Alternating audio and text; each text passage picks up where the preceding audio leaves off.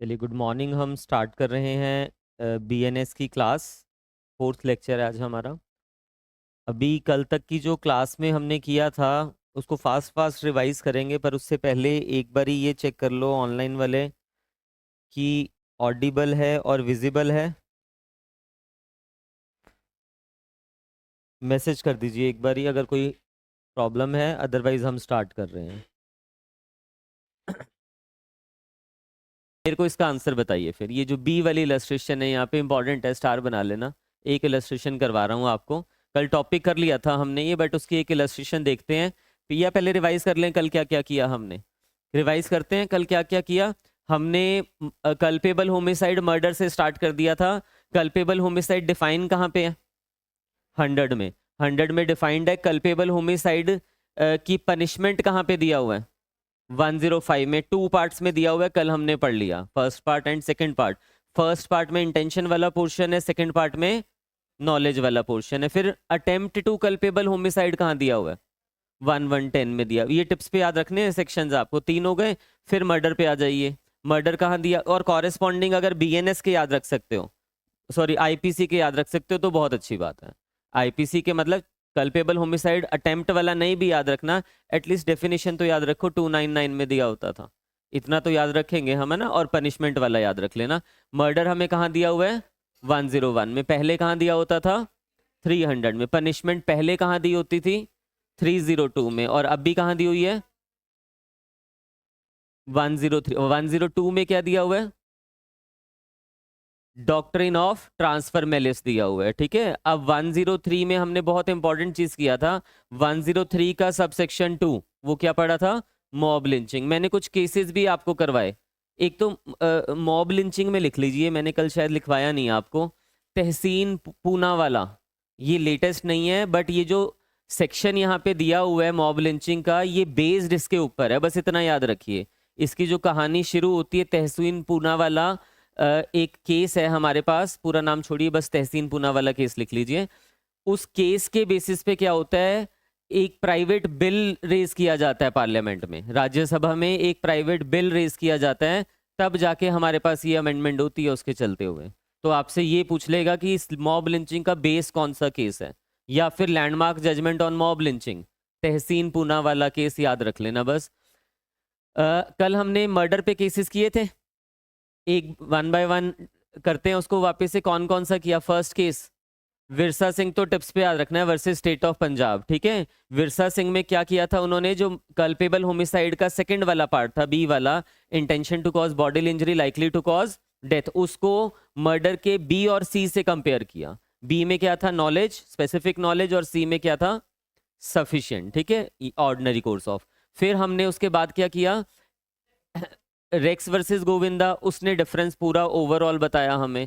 एक हमने धीरजिया वाला केस किया था वर्सेस एम्परर, उसमें क्या था? उसमें वो विदाउट एनी एक्सक्यूज को डिटेल में एक्सप्लेन किया गया, बट तीनों लैंडमार्क है। एक मैंने आपको पलानी गोंडन का केस भी रेफर करवाया था, तो ये चारों याद रख लेने हैं। ठीक है। ये हालांकि उस केस में उन्होंने ग्रीवियस हर्ट के लिए लाइबल किया, बट अंकिता मित्तल वाली जजमेंट में जब रिट पड़ती है तो वो कहते हैं कि वो तहसीन पुना वाला ने क्या उस समय हेल्ड किया, हमें उससे मतलब नहीं है कि बुक में पूरा लॉ नहीं दिया हुआ। अगर ऐसी सिचुएशन आ रही है तो वो कल्पेबल होमिसाइड के लिए लायबल होगा। एग्जाम में जो आंसर था उसका कल्पेबल होमिसाइड था, और उन्होंने चेंज नहीं किया और होना भी नहीं चाहिए था।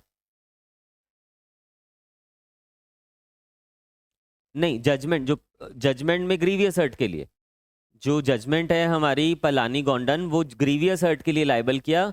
रिट डलती है, बच्चों ने ग्रीवियस हर्ट किया हुआ था, बट जो उन्होंने आंसर की दिया उसमें क्या दिया? Culpable homicide. कौन से वाला पार्ट? लास्ट वाला पार्ट, नॉलेज वाला। बट फिर अब वो उन्होंने तो सही आंसर दिया जो दिया है। अब आप रिट में चैलेंज कर रहे हो कि देखो this is the text book, और इसमें पलानी गोंडन ने ये हेल्ड किया हुआ है। वो कहते पलानी गोंडन से हमें क्या करना, वो तो सिर्फ एक केस है ना। और अगर किसी बुक में इनकम्प्लीट लॉ दिया हुआ है तो we are not responsible. Law, हम बुक्स को थोड़ा ना रेफर करते हैं एज अ जज, हम तो सिर्फ बेयर को रेफर करते हैं, उसके इंटरप्रिटेशन को रेफर करते हैं। ठीक है। तो उसकी इंटरप्रिटेशन के अकॉर्डिंगली अगर आप देखोगे वो इनकम्प्लीट लॉ है, और वो बाद में क्रिटिसाइज भी हुआ है पलानी गोंडन, तो वो गलत हेल्ड किया। मेंस में आता है तो आप घुमा सकते हो उसको, बट प्रीलिम्स के लिए culpable homicide is the most appropriate, ठीक है। फिर हमने कल्पेबल सॉरी मर्डर हो गया हमारा पूरी तरह से। मर्डर अटेम्प्ट टू मर्डर पढ़ा था हमने। अटेम्प्ट टू मर्डर कहाँ दिया हुआ है? 109 उसकी लास्ट वाली जो डी इलस्ट्रेशन है, टिप्स पे कर लेना। मैंने अभी इसलिए नहीं करवाई, वो मैं करवाऊंगा जब मैं आपको लॉ ऑफ अटेम्प्ट बता दूंगा, ठीक है। उस टाइम पे जितना करवा रहा हूँ डेली रिवाइज करो, ठीक है। और उसके बाद एमसीक्यूज उसके सॉल्व करो आप। यही किया था हमने? नहीं, वो भी किया था, 104 भी कर लिया था। 104 में क्या है? लाइफ सेंटेंस ऑलरेडी हो रखा है, फिर आपने कुछ ऐसा ऑफेंस कर दिया तो डेथ और लाइफ में से कुछ हो सकता है। पर पहले इसको अनकॉन्स्टिट्यूशनल कर दिया था मिट्ठू वर्सेस स्टेट ऑफ पंजाब में। क्यों किया था? उस समय मैंडेटरी डेथ पनिशमेंट था, और mandatory death punishment against article 21 होता है। फिर इसके बाद यहीं तक किया हमने कल। हम अब स्टार्ट कर रहे हैं बेसिकली क्लास। स्टार्ट करने से पहले एक ये वाली इलस्ट्रेशन देखिए, ये अच्छा है इसलिए बता रहा हूँ, अपने आप से पढ़िए। आपने ट्राई तो किया नहीं ना, एक बारी पढ़िए फिर मैं इसको सॉल्व कराता हूँ। मैं बस एक चीज़ देखना चाह रहा हूँ कि आपको एक्चुअल में क्लियरिटी हुई अभी तक पढ़ा है या नहीं, जो आपने पढ़ा है मेरे पास।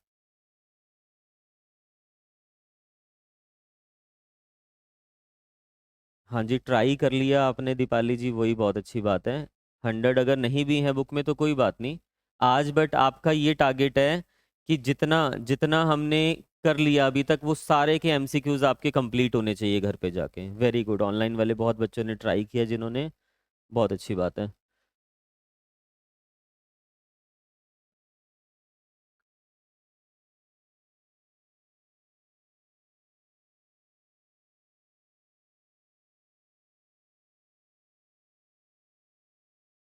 पढ़ लिया? मेरे साथ ही पढ़ लो क्योंकि फिर मैं भी टाइम लूंगा, है ना। तो साथ ही पढ़िए, साथ ही में आंसर बताइए इसका। A knowing that Z is labouring under such a disease that a blow is likely to cause his death. वो कहता है ए को पता है कि जेड कुछ ऐसी डिजीज से सफर कर रहा है कि एक ब्लो ही उसकी क्या कर सकता है? डेथ कॉज कर सकता है। Strikes him with the intention of causing bodily injury. उसने उसको मारा किस किस पर्पज से? डेथ कॉज करने से नहीं, उसने मारा बॉडीली इंजरी कॉज करने से। फिर Z dies in consequence of the blow, और जेड की क्या हो जाती है? डेथ हो जाती है। A is guilty of murder, कैसे? ए बी वाले में आ जाएगा ना, स्पेसिफिक नॉलेज आ गई वहां पे उसकी। ये क्लियर हो गया सभी को? पढ़ा ना हमने कल, जब मेरे को स्पेसिफिक नॉलेज है उसकी एलिमेंट के बारे में, और मैं उसको सिर्फ बॉडीली इंजरी क्यों नहीं कॉज कर रहा हूं, तो वो यहाँ पे कवर हो जाएगा मतलब सॉरी नॉलेज वाले पोर्शन में। भले वो bodily injury likely to cause death है, बट नॉलेज वाले में कवर हो जाएगा बी वाले पार्ट में। आगे देखना, यहाँ तक तो सिंपल है। Although the blow might not have been sufficient in the ordinary course of nature. Sufficient तो हमें चाहिए नहीं ना इसमें, बी वाले में, उसमें तो लाइकली ही चाहिए था। Sufficient in the ordinary course of nature to cause death of a person of in a sound state of health. अगर कोई साउंड स्टेट में होता तो उसकी डेथ एक ब्लो से नहीं होती, बट इसकी हो गई। क्यों? क्योंकि वो स्पेसिफिक डिजीज से सफर कर रहा था। वो नॉलेज आपके एंड पे थी, अब ध्यान से समझना। But if A not knowing that Z is labouring under any disease, अगर उसको पता ना होता इस सिचुएशन में, एक ही में दो इलस्ट्रेशन दी हुई है आपको, अगर उसको पता ना होता इस सिचुएशन में कि he is suffering with some specific element, फिर उस सिचुएशन में क्या होता? gives him such blow as would not in the ordinary course of nature to kill a person in a sound state. Here A, although he may intended to cause bodily injury, is not guilty of murder. यहाँ पे वो guilty of murder नहीं हो जाएगा क्योंकि special knowledge नहीं है, और जो आपने बॉडीली इंजरी उसको कॉज किया, इट इज नॉट सफिशियंट। दोनों में आएगा ना, अगर intention to cause bodily injury है या तो बी में आएगा या सी में आएगा। बी में स्पेसिफिक नॉलेज है नहीं है, सी में सफिशियंट है नहीं है। क्लियर हो गया यहाँ पे आपको? बट यहाँ पे very important, if he did not intended to cause death और such bodily injury as ordinary course of, तो फिर लाइबिलिटी बनेगी कहाँ पे? कल्पेबल होमिसाइड में। कहाँ पे? एक्सप्लेनेशन 1 में। वेरी इंपॉर्टेंट, 3 एक्सप्लेनेशन हमने पढ़ी थी कल। पहली एक्सप्लेनेशन में यही लिखा हुआ था, जब हमें स्पेसिफिक नॉलेज नहीं होती बट हम एक्सलरेट कर देते हैं उसकी डेथ सामने वाले की। दूसरी वाली क्या थी? प्रॉपर रिकोर्स, ट्रीटमेंट वगैरह हम अगर करवाते तो शायद बच जाते, वो नहीं करवाया तो लाइबिलिटी बनने वाली है, उसका वो कोई एक्सक्यूज नहीं। और लास्ट क्या था? Mother in womb, child in womb, child in womb, ठीक है। वो लास्ट वाला हमने कर लिया था। आइए अब आगे स्टार्ट कर रहे हैं हम क्लास। हमने ये सारा कर लिया, 106 पे आ जाइए। अब मैंने ये खत्म करवा देना आपको सारा आज, ठीक है। 106 पे आइए। और हो जाएगा ये सारा, क्योंकि कुछ इतना खास है नहीं। 106 में थोड़ा सा टाइम लगेगा बस। 106 इंपॉर्टेंट भी है। कॉजिंग डेथ बाय नेग्लिजेंस, अभी ये जो ऑनलाइन वाले बच्चों को लाइट ग्रीन दिख रहा होगा ये कलर, बट है ये येलो कलर है। तो जो आपको येलो कलर नजर आ रहा है, इसका इसका क्या मतलब हुआ यहाँ पे? ये एज इट इज है जो पुराने वाले में हुआ करता था। ग्रीन वाला जो ये है, ये क्या हुआ? ये अमेंड हो गया, यानी कि पनिशमेंट अमेंड किया हुआ है। और ये जो ग्रीन वाला है, ये पहले नहीं हुआ करता था, अभी नया ऐड कर दिया। तो नया ऐड कर दिया तो इंपॉर्टेंट तो बनेगा ही बनेगा, है ना। अब यहाँ पे आप एक चीज समझना, ऑफेंस किस चीज का है? 106 में पहले 304A हुआ करता था, एंड वेरी इंपॉर्टेंट 304A हुआ करता था, वेरी इंपॉर्टेंट। मैंने आपको एक जजमेंट लिखवाया, कौन से वाला? BMW केस मैंने आपको लिखवाया, ठीक है। सुशील संजीव नंदा, सुशील आंसर अलग है, संजीव नंदा वाला मैंने आपको एक केस लिखवाया। अब संजीव नंदा के केस में क्या होता है? सेम सलमान खान के केस में भी वही हुआ कि गाड़ी आपने किसी के ऊपर चढ़ा दिया, बट वहां पे उन्होंने ड्रिंक एंड ड्राइव का केस था। नॉर्मल सिचुएशन में आप समझिए यहाँ पे कि वैसे इस वाले केस में भी हाई कोर्ट ने किस चीज के लिए पनिश किया? हाई कोर्ट कहता है 304A, यानी कि death caused by negligence, but supreme court change कर देता है। वो ले जाता है कहाँ पे? वो ले जाता है कल्पेबल होमिसाइड के लास्ट वाले नॉलेज वाले पार्ट में। तो अल्टीमेटली पनिशमेंट कहाँ हो रही है? नॉलेज वाले पार्ट में। दोनों में डिफरेंस क्या है? दोनों में ध्यान से समझना, यहां पे मुझे क्या चाहिए? रैश और नेग्लिजेंट चाहिए, है ना। नेग्लिजेंट क्या होता है? Duty to care, breach of that duty पढ़ा है हमने। रैशनेस क्या होता है? नेग्लिजेंस तो होगी ही, सम सॉर्ट ऑफ नेग्लिजेंस तो है, उसके अलावा मेरे पार्ट पे अवेयरनेस भी है कि ऐसा हो सकता है, और बिकॉज ऑफ ओवर कॉन्फिडेंस मैं सिचुएशंस को इग्नोर कर देता हूं। मैं ओवर कॉन्फिडेंस के कारण से ये समझता हूं कि I will be able to control the situation, कि ऐसा कुछ होने वाला ही नहीं है। तो वो क्या हो जाता है? रैश हो जाता है, यानी कि some sort of awareness is also here, some sort of knowledge on part of accused is also here. और वही नॉलेज जो हम कहते हैं वो 100 मतलब 100 के 3 वाले पार्ट में भी है, कल्पेबल होमिसाइड के लास्ट में भी नॉलेज दिया हुआ है, और यहाँ पे भी नॉलेज है। अब रैशनेस में भी तो अवेयरनेस है, यानी कि नॉलेज होती है। तो डिफरेंस कहाँ पे है? डिफरेंस है दोनों के लेवल में, मैग्नीट्यूड में, डिग्री में। बस आपको ये याद रख लेना है, जब वो नॉलेज लो मैग्नीट्यूड की होगी, लो डिग्री की होगी, तो यहाँ पे लाइबल होगा। जब वो हाई डिग्री ऑफ मैग्नीट्यूड हो जाएगा उस नॉलेज का, तो वो ज्यादा हो जाएगा। अब आप एक समझिए बात, अगर आप एक गाड़ी चला रहे हो और फोन पे बात कर रहे हो, नॉर्मल स्पीड पे गाड़ी चल रही है, 60 की लिमिट है, आप 50 पे चला रहे हो, बट फोन पे बात कर रहे हो, तो there is negligence on your part. Negligence तो है यहाँ पे, आपके पार्ट पे नेग्लिजेंस है। और ये नेग्लिजेंस रैशनेस में भी हम कन्वर्ट कर देंगे। रैशनेस में कैसे करेंगे? क्योंकि आपका एक्ट तो रैश है ना, अवेयरनेस तो है आपको। आपको लग रहा है कि कोई बात नहीं, फोन पे बात कर रहा हूं तो I will be able to brake, जब भी कोई सामने आ गया तो मैं ब्रेक लगा लूंगा। तो ये ओवर कॉन्फिडेंस ही तो है आपके एंड पे। तो यहाँ पे जो लेवल ऑफ नॉलेज है और जो अवेयरनेस है वो थोड़ा कम है। यहाँ पे लेवल ऑफ अवेयरनेस और नॉलेज जो है वो थोड़ा डिग्री उसकी कम है। जैसे ये डिग्री बढ़ेगी, सपोज कीजिए अब इस सिचुएशन में आप हेवीली ड्रंक करके गाड़ी चला रहे हो, यू आर ड्रंक एंड फिर गाड़ी चला रहे हो, रात का टाइम है, खाली सड़क और गाड़ी की स्पीड भी ज़्यादा है, तो ये वाले में, इस वाले में आपने क्या किया? योर बिहेवियर कि आप ड्रंक हो फिर भी ओवर स्पीड कर रहे हो और लोगों के ऊपर आपने गाड़ी चढ़ा दिया। यहाँ पे जो आपके एंड पे नॉलेज थी उसका मैग्नीट्यूड थोड़ा ज्यादा है। कोर्ट कहता है, संजीव नंदा वाले केस में कोर्ट कहता है कि आपने योर बिहेवियर यानी कि your reckless behaviour towards human life, आपने ह्यूमन लाइफ की परवाह नहीं की वहां पे। तो यहाँ पे जो नॉलेज और लेवल ऑफ मैग्नीट्यूड है वो क्या है? ज्यादा है। तो आपको केसेस में डिफरेंशिएट करना होगा कि ये रैशनेस वाले में यहीं पे रहेगा या फिर ये कल्पेबल होमिसाइड में चले जाएगा। मेंस में बहुत मजा आता है इसको करने के लिए क्योंकि आप प्रॉपर रीजनिंग दे पाते हो वहां पे, बट प्रीलिम्स में तो नहीं दे पाओगे ना। प्रीलिम्स में तो आपको उसमें से एक चूज करना होगा, उसके बियॉन्ड आप जा नहीं पाओगे। तो हम अभी समझते हैं पहले इसका पूरा है क्या यहाँ पे दिया हुआ।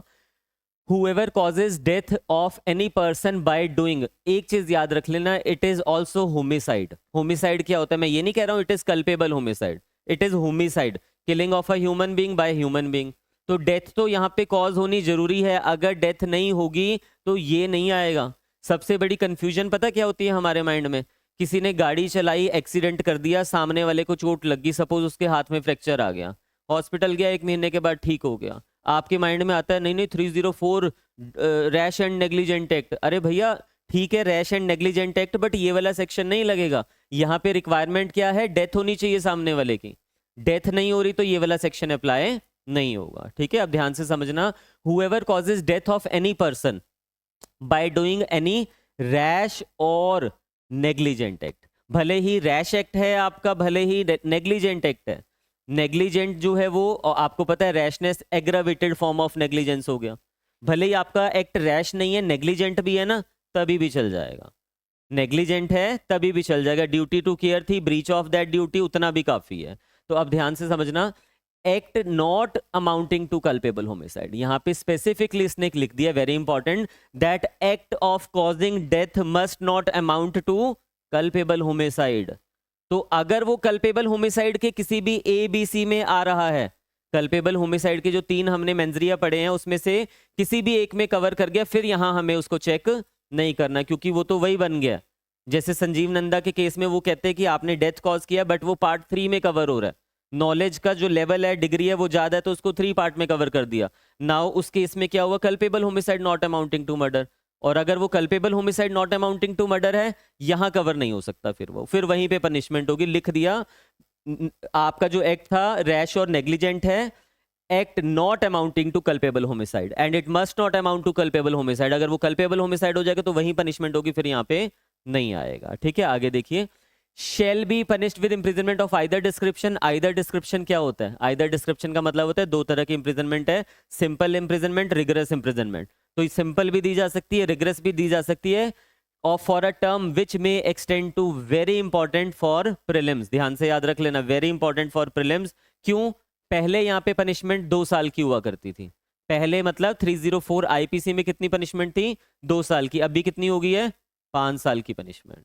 तो ये पनिशमेंट आपसे पूछी जा सकती है, चेंज हुआ है ना, and shall also be liable to fine. तो ये पिंक वाला जो पोर्शन है ये क्या, ये अमेंडेड पोर्शन है, अमेंडमेंट यहाँ पे आ गई, और बाकी का सारा सेम है जो पहले हुआ करता था।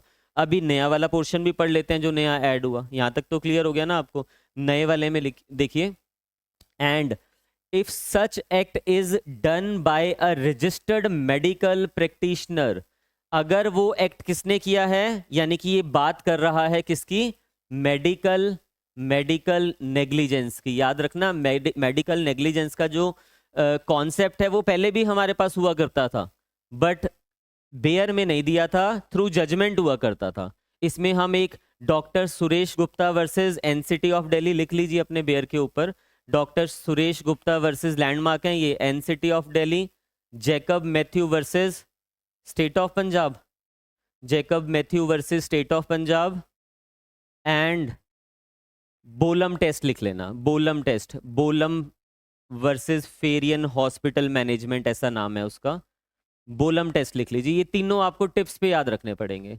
इनमें से नंबर ऑफ टाइम आपसे पूछेगा बोलम टेस्ट बताइए किस में लगाया जाता है, मेडिकल नेग्लिजेंस में लगाया जाता है। मेडिकल नेग्लिजेंस में लाइबिलिटी बनाने के लिए थोड़ी जो मैग्नीट्यूड है ना वो थोड़ा ज़्यादा चाहिए होगा, यानी कि अगर मुझे यहाँ पे नेग्लिजेंस चाहिए थी तो यहाँ पे जो मुझे नेग्लिजेंस चाहिए वो ग्रॉस नेग्लिजेंस होनी चाहिए, थोड़ी डिग्री उसकी हम अपर कर रहे हैं वहाँ पे। नहीं तो क्या होगा, अगर हर नेग्लिजेंस के केस को आप मेडिकल नेग्लिजेंस और डॉक्टर्स को पनिश करोगे तो वो अपनी प्रोफेशनल ड्यूटीज को प्रॉपरली परफॉर्म नहीं कर पाएंगे। ये इन केसेस में बताया गया जो मैंने आपको लिखवाए हैं। पर बेयर क्या कह रहा है वो ध्यान से देखिए, एंड इफ सच एक्ट, कौन से वाला, death caused by rash and negligent act, act is done by, किसने कर दिया, वो रजिस्टर्ड मेडिकल प्रैक्टिशनर। कौन होता है रजिस्टर्ड मेडिकल प्रैक्टिशनर, ये प्रीलिम्स में आपसे पूछा जा सकता है। जैसे एक्सप्लेनेशन में दिया हुआ है हमें, जैसे आप कौन हो, आप रजिस्टर्ड एडवोकेट हो, रजिस्टर्ड मतलब those who are enrolled with Bar Council of India. आपकी भी तो एक काउंसिल है कि जब आप एलएलबी कर लेते हो तो आपको रजिस्ट्रेशन करवानी होती है, now you are enrolled as an advocate. तो अगर आपने एमबीबीएस वगैरह कर लिया बट आपने अपने आप को रजिस्टर नहीं किया, उनकी भी काउंसिल होती है मेडिकल की, तो अगर वहां रजिस्टर नहीं किया तो फिर वो नहीं काउंट होगा डॉक्टर में, उसको रजिस्ट्रेशन वहां पे क्या है, मैंडेटरी है। अभी आपने एलएलबी किया है, बार काउंसिल में रजिस्टर नहीं किया तो you are graduate, LLB graduate, but you are not an advocate. Advocate बनने के लिए वहां रजिस्टर करना पड़ेगा। तो ये देखिए यहाँ पे, for the purpose of this section registered medical practitioner, prelims में पूछ लिया जाएगा क्या मीनिंग है? Means medical practitioner who possesses any medical qualification, किसी भी तरह की उसके पास मेडिकल क्वालिफिकेशन है, रिकॉग्नाइज्ड, वो रिकॉग्नाइज्ड होनी चाहिए under the national medical commission act of 2019। इस एक्ट में वो जो आपकी मेडिकल, क्योंकि मेडिकल सिर्फ एक ही उसमें फील्ड में थोड़ा ना होता है, अलग अलग तरह के डॉक्टर्स होते हैं, कोई हार्ट स्पेशलिस्ट है, कोई अर्थरेटिस्ट का डॉक्टर है, कोई किस चीज़ का डॉक्टर है ना, कोई मेडिसिन में स्पेशलिस्ट है। तो ये इसमें अगर आपका उस लिस्ट में नाम आ रहा है, इट मीन्स कि आपका यहाँ तक तो ठीक है, बट उसके साथ आपको क्या करना होगा, plus whose name has been entered in the, very important, national medical register और state medical register under this act. या तो नेशनल मेडिकल रजिस्टर में आपका नाम होना चाहिए या स्टेट मेडिकल रजिस्टर में आपका नाम होना चाहिए। ये सिर्फ आपकी क्वालिफिकेशन बता रहा है। जैसे आपको बोला हुआ एडवोकेट बनने के लिए एलएलबी होनी चाहिए, आप एलएलबी कहाँ कहाँ से कर सकते हो, रेगुलर ही होनी चाहिए, वो चीज़ें उस एक्ट में लिख दिया आपके। तो ऐसे ही इस एक्ट में बता दिया कि कौन कौन सी मेडिकल जो प्रोफेशनल्स हैं इसमें कवर होने वाले हैं, कौन कौन सी डिग्रीज कवर होने वाली है। बट सिर्फ डिग्री लेने से नहीं होगा, अगर आपने उसके बाद आपका नाम जो है मेडिकल रजिस्टर और state medical register, national medical register और स्टेट मेडिकल रजिस्टर के अंडर दर्ज है, तब जाके आप बनोगे कौन, रजिस्टर्ड मेडिकल प्रैक्टिशनर। अगर नहीं है तो यहाँ पे नहीं बनोगे, फिर वो सिंपल लाइबिलिटी आ जाएगी। सिंपल नहीं, वो ज़्यादा है, बल्कि वो ज़्यादा लाइबिलिटी है, मेडिकल की उसमें कम लाइबिलिटी है। कितनी लाइबिलिटी है देखिए, यहाँ पे दिया हुआ, while performing medical procedure he shell be punished with imprisonment of either description for a term which may extend to 2 year. जितनी पहले हुआ करती थी उतनी पनिशमेंट है, इसमें कोई चेंजेस नहीं है। तो अगर आप नॉर्मल केस ऑफ नेग्लिजेंस है, यानी कि अदर देन मेडिकल प्रैक्टिशनर, तो 5 साल तक की सजा है।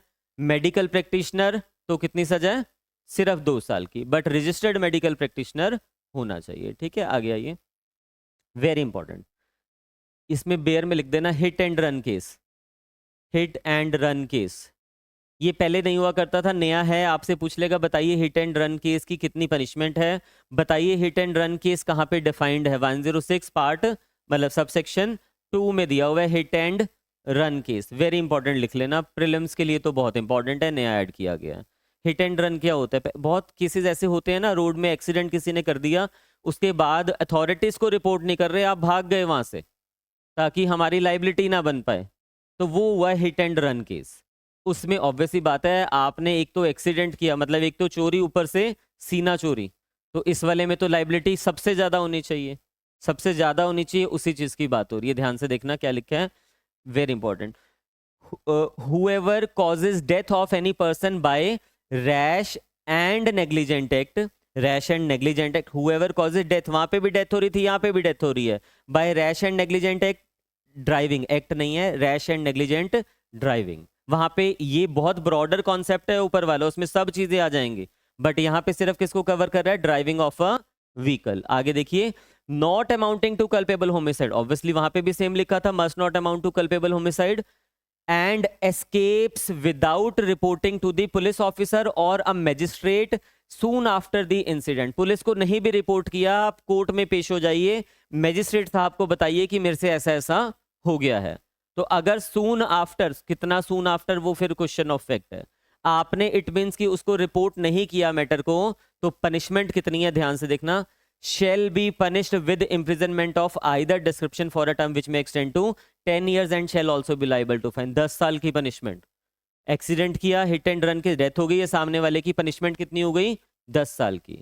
इसमें और इसमें डिफरेंस बताना मुझे, पहले वाले में, मेडिकल नहीं मैं कह रहा हूं, ऊपर वाले में सबसे इंपॉर्टेंट डिफरेंस जो है वो किस चीज का है, और का और एंड का। बाकी तो है ही है कि 5 साल की पनिशमेंट, 10 साल की पनिशमेंट, बट इंपॉर्टेंट देखो यहाँ लिखा है रैश और नेग्लिजेंट एक्ट, यहाँ पे क्या लिखा हुआ है, रैश एंड नेग्लिजेंट एक्ट। खाली नेग्लिजेंस से काम नहीं चलेगा, वो एक्ट क्या होना चाहिए, नेग्लिजेंट तो होना ही चाहिए, साथ में रैश भी होना चाहिए। अगर वो रैश यानी कि ड्राइविंग जो आप कर रहे हो वो रैश में अगर कवर नहीं हो रही है, अगर वो रैश में कवर नहीं हो रही है, फिर यहाँ पे लाइबिलिटी नहीं बनने वाली है। क्यों यहाँ पे एंड लिखा हुआ है, उसका लेजिस्लेचर का इंटेंट क्या है एंड लिखने में, because of the gravity of punishment. 10 साल की सजा है तो उसके लिए हम सिंपल इंग्रेडिएंट्स फुलफिल करके सामने वाले को 10 साल के लिए नहीं पनिशमेंट दे देंगे, अप टू 10 इयर्स।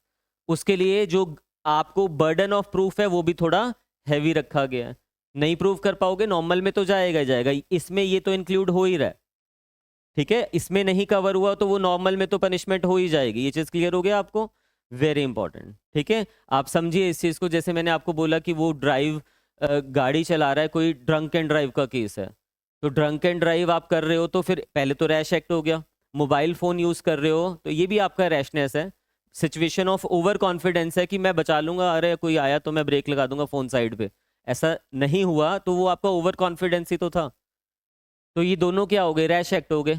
रैश है तो नेग्लिजेंस तो उसमें है ही है ना, सामने वाले को मार दिया और भाग गए वहां से, रिपोर्ट नहीं किया अथॉरिटीज को, ना तो पुलिस को रिपोर्ट किया, ना ही सून आफ्टर द ऑफेंस आपने किसी मैजिस्ट्रेट को रिपोर्ट किया, तो लाइबिलिटी यहां पे बनेगी। बट दूसरी सिचुएशन, सपोज कीजिए आपकी गाड़ी की प्रॉपर सर्विस करवा रहे हो आप, बट अचानक से क्या होता है, उसकी ब्रेक की कोई वायर वगैरह टूट जाती है, और वायर टूट गई तो आपके पार्ट पे क्या ड्यूटी टू केयर थी, आपने किया क्योंकि प्रॉपर सर्विस करवा रहे हो, ब्रीच ऑफ ड्यूटी तो नहीं हुआ, तो नेग्लिजेंस तो ये नहीं हो रही है आपकी, नेग्लिजेंस नहीं हो रही है यहाँ पे आपके एंड पे, तो नेग्लिजेंस नहीं है तो वैसे भी रैशनेस तो नहीं है ना ये वाला, ये रैश एक्ट आपका नहीं है यहाँ पे, ये रैश एक्ट आपका नहीं है, और ना ही नेग्लिजेंट एक्ट है इस वाले केस में तो। बट अगर सपोज ये नेग्लिजेंट एक्ट आपका होता, रैशनेस उसमें नहीं है, आपकी किसी छोटी सी मिस्टेक के कारण से वो हो गया, भले ही सामने वाले की डेथ होगी और भले ही आप वहां से भाग गए, बट वो ऊपर वाले में कवर होगा, फिर यहाँ पे कवर नहीं होगा, क्योंकि यहाँ पे प्लस लिखा हुआ है, एंड लिखा हुआ है,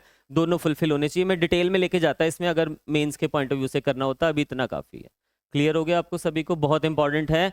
प्रॉब्लम कहाँ पे आती है, एक्चुअल में प्रॉब्लम आती है जब इसको शिफ्ट करना होता है हमें, कहाँ पे, कल्पेबल होमिसाइड में। मेंस में आती है, प्रीलिम्स में तो क्या ही प्रॉब्लम आएगी, यहाँ तक क्लियर है। एक दो चीजें इसमें लिखवा दूं आपको, क्या चीज, नोटिफाइड लिखा हुआ है बट है, अभी तो पढ़ेंगे, हमारे पेपर में आ जाएगा ये, ठीक है। इसमें लिखिए, इसमें लिखिए, बेयर पे लिखना, अलग से नहीं लिखना है, मैं अलग से कोई इसके नोट्स, आप बच्चे कह रहे थे कुछ ऑनलाइन वाले नोट्स भी दे दो, इन सारी नोट्स क्या करोगे इन सारी चीज़ों के, आपको बेयर के ऊपर लिखना है, जो मैं लिखवा रहा हूँ वो लिखो, नोट्स में वो पढ़े रह जाएंगे ना, आपसे पढ़े जाएंगे, जब लिख रहे हो तो आधी चीज़ें तो दिमाग में वैसे ही चलेगी ना आपके। लिखिए इसमें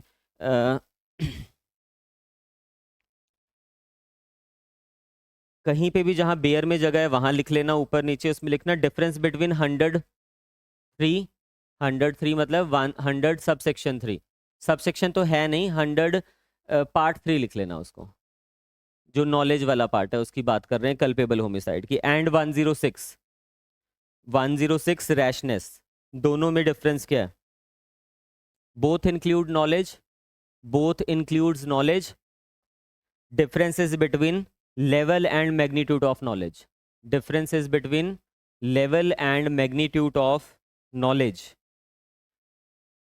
फॉर एग्जाम्पल करके केस लिख देना उसमें, फॉर मैं लिखवा दूं क्या आपको, इजी हो जाएगा, फॉर एग्जाम्पल करके केस लिखिए,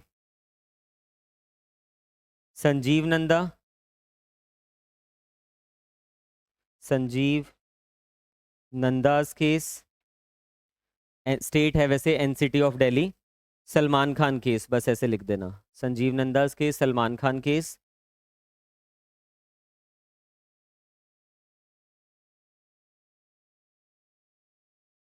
कभी भी कोई एक्ट ऐसे लिखना, एक्ट्स, एक्ट्स फर्स्ट लिखना, रैश एंड नेग्लिजेंट, अगर कोई भी एक्ट रैश एंड नेग्लिजेंट होगा कहाँ पे कवर होगा, 106 में कवर होगा, अभी पढ़ लिया ना हमने ये चीज़, रैश और नेग्लिजेंट, तो वो कहाँ कवर होगा, 106 में। बट सेकंड, अगर आपसे एग्जाम में ही पूछ लिया गया drunk and drive case,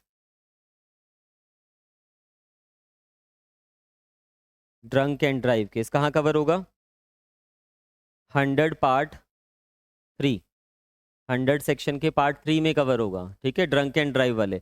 number of cases है, बार बार वही पनिशमेंट होती है, तो प्रीलिम्स में आपको इजी हो जाएगा। कुछ इलस्ट्रेशंस हमारे पास आती है, इलेक्ट्रिक शॉक, इलेक्ट्रिक शॉक, किसी ने घर के बाहर कहीं वायरिंग या कुछ ऐसा रख दिया कि कोई मेरे फील्ड में ना आ पाए, और अगर कोई आने की कोशिश करेगा तो उसको इलेक्ट्रिक शॉक लग जाए, और लगेगा तो बाई चांस उसकी डेथ हो गई है, तो ये कहाँ पे कवर होगा, ये 106 में होता है कवर, वहीं पे वो रैश एक्ट में लेके जा रहा है, इतनी कल्पेबिलिटी नहीं बना रहा कि वो नॉलेज में कवर कर रहा है, उसके रीजनिंग ये वो मेंस की बात है अभी के लिए, बस आप प्रीलिम्स के लिए याद रखिए इस चीज़ को। फोर्थ लिखिए, medical negligence, very important, medical negligence, ये तो ऐड कर दिया आपके बेयर में। अब इसमें लिखना high standard, high standard of gross negligence. High standard of gross negligence हमें चाहिए होता है यहाँ पे, सिर्फ नेग्लिजेंस नहीं चाहिए, हमें ग्रॉस चाहिए, उसका भी हाई स्टैंडर्ड। केसेस लिखना इसके, जैकब मैथ्यू, लैंडमार्क है, वर्सेस स्टेट ऑफ पंजाब। दूसरा लिखना doctor Suresh Gupta versus NCT Delhi, NCT of Delhi. Third लिखना बोलम टेस्ट, वेरी इंपॉर्टेंट, ये बहुत बारी पूछा भी जा चुका है आपसे। बोलम टेस्ट किसके लिए होता है? मेडिकल नेग्लिजेंस के लिए होता है। कौन से केस में कहा गया? Bolam versus Friern hospital and sorry management committee, management committee, ये लिख लेना वहां पे, इंपॉर्टेंट पार्ट है। चलिए ये हो गया ना, आप लिख लिया सभी ने। इसके इलस्ट्रेशन ट्राई करोगे बिना एमसीक्यूज के, आपके पेपर में ये फिर भी गलत हो जाएंगे। एमसीक्यूज ट्राई करना मत भूलना, माइंड में रख लेना जितना बताया गया आगे आइए। अबेटमेंट ऑफ सुसाइड बाद में करवाऊं या करवा दूं? कर लीजिए। यहाँ पे हम पढ़ रहे हैं, इसका कुछ भी सेक्शन नहीं छोड़ रहे हैं, बाद में इसको रिलेट जरूर कर दूंगा जब अबेटमेंट मैं अलग से आपको इनकोएट ऑफेंसेस में करवाऊंगा। देखिए क्या लिखा हुआ है, 107 बात कर रहा है abetment of suicide of child और person of unsound mind. Abetment क्या होता है? किसी को उकसाना। अबेटमेंट 3 तरह से होती है, लेटर ऑन हम पढ़ेंगे। इंस्टिगेशन से होती है, कॉन्स्पिरेसी से होती है और इंटेंशनल एड से होती है। ठीक है, 45 सेक्शन में हमें दिया हुआ है बीएनएस के, लेटर ऑन पढ़ेंगे। बट अभी हम क्या कर रहे हैं, हम किसी बच्चे को अबेटमेंट कर रहे हैं या फिर किसी अनसाउंड माइंड को, दोनों ही इनकैपेबल ऑफ अंडरस्टैंडिंग थिंग्स हैं। किस चीज के लिए उसकी अबेटमेंट कर रहे हैं? ताकि वो क्या कर ले? सुसाइड। तो ये अबेटमेंट ऑफ सुसाइड है, बच्चे को या फिर किसी अनसाउंड माइंड को। अगला सेक्शन देखिए, अबेटमेंट ऑफ सुसाइड, ये बच्चे को या अनसाउंड माइंड को नहीं है, ये किसी को भी हम कर रहे हैं। यानी कि इनके अलावा अगर हम किसी की भी अबेटमेंट कर रहे हैं सुसाइड के लिए, वो इसमें कवर हो रहा है। सेक्शन क्या है? 108। वेरी इंपॉर्टेंट, 306 हुआ करता था आईपीसी का, लिख लेना। दोनों के सेक्शंस आपको टिप्स पे याद रखने पड़ेंगे। असेंस लिख देना इसकी यहाँ पे साइड पे, असेंस, असेंस सेक्शन दोनों याद रखने पड़ेंगे, आईपीसी वाले भी इसमें और बीएनएस वाले भी। असेंस में लिखना there must be some active role, active role in forming the intention of suicide. There must be some active role in forming the intention of suicide. आप सपोज कीजिए एक हस्बैंड वाइफ का झगड़ा हुआ और हस्बैंड कह रहा है कि मैं तो बहुत परेशान हो गया हूँ, मुझे मेरा तो दिल करता है मैं मर जाऊं कहीं पे जाके। वाइफ कहती है बहुत अच्छा होगा, जा मर जा कहीं पे जाके। दिस इज नॉट अबेटमेंट, ये अबेटमेंट नहीं होगी, याद रख लेना। यहाँ पे कुछ उसका एक्टिव रोल नहीं आया है। वहां पे एक्टिव रोल मतलब उसकी इंटेंशन फॉर्म करवाने के लिए वो रोल प्ले कर रहा है। अब दूसरी सिचुएशन सपोज कीजिए, वो वाइफ हस्बैंड को बहुत परेशान करती है, मान के चलते हैं वो वाइफ, उल्टा कर दें, हस्बैंड वाइफ को बहुत परेशान करता है, डेली ड्रिंक करके आता है, उसकी पिटाई कर रहा है और वो बहुत परेशान हो गई, डाउरी की अलग से डिमांड कर रहा है और उसने उसके चलते हुए सुसाइड कर लिया। बाकी कोई ऑफेंसेस बनेंगे तो वो अलग बात है, बट यहाँ पे उसके सुसाइड करने के लिए जो इंटेंशन फॉर्म हुई उसमें उसने क्या किया है? एक्टिव रोल प्ले किया। एक्टिव रोल प्ले किया तो यहाँ पे कवर हो जाएगा। एक केस है हमारे पास इसमें सती वाले उसके ऊपर, हाँ क्या नाम है, खेम सिंह के नाम से लिख लेना। उसमें लोग क्या करते हैं, एक फीमेल होती है, उसके हस्बैंड की डेथ हो जाती है और उसको साथ में सती होने के लिए वो कहती है कि मुझे सती होना है और लोग उसको सपोर्ट करते हैं। लोग जब वहां पे उसके हस्बैंड को जलाया जा रहा है तो वो उसके ऊपर बैठी है तो लोग नारे लगा रहे हैं सती माता की जय, और पुलिस वाले जो बाहर है उनको अंदर भी नहीं आने दे रहे। तो यहाँ पे तो उन्होंने इंस्टिगेट किया ना, एड किया उसको बेसिकली। तो यहाँ पे वो क्या हो जाएगा? अबेटमेंट। एक्टिव रोल आ रहा है यहाँ पे उसका। अगर वो सपोर्ट ना करता तो सामने वाला ऐसा ना कर पाता, ठीक है। तो याद रख लेना एक्टिव पार्टिसिपेशन, दोनों ही अबेटमेंट है, यहाँ पे किसी बच्चे को या अनसाउंड माइंड को कर रहे हैं और यहाँ पे किसी को भी कर रहे हैं। ऑब्वियस सी बात है, बच्चे के केस में ज्यादा पनिशमेंट होगी, इसके केस में कम होगी। पनिशमेंट याद रखने की जरूरत नहीं है, सेक्शन नंबर पुराने और नए याद रख लेना जिस चीज की ये बात कर रहा है। क्लियर हो गया? आगे चलिए। अटेम्प्ट हो गया, ये सारा हो गया हमारा, है ना। ये डी वाली बहुत इंपॉर्टेंट है इलस्ट्रेशन, ये नया ऐड हुआ है, नया ऐड हुआ है तो थोड़ा देख लेना, प्रीलिम्स में पूछा जा सकता है। आपके पेपर के अकॉर्डिंगली मैक्सिमम चांसेस है सिर्फ सेक्शन नंबर पूछ लेगा, ठीक है। 111 याद रख लेना, 111 3 ऑफेंसेस नए ऐड किए हैं, 111 से स्टार्ट हो रहे हैं, नंबर इजी है तो याद हो जाएगा। पहला है ऑर्गेनाइज्ड क्राइम्स, हमारे पास आईपीसी में नहीं हुआ करता था, यहाँ पे आ गया हमारे पास। अभी तक हमने कौन कौन से क्राइम्स पढ़ लिए जो यहाँ पे ऐड कर दिए इसने।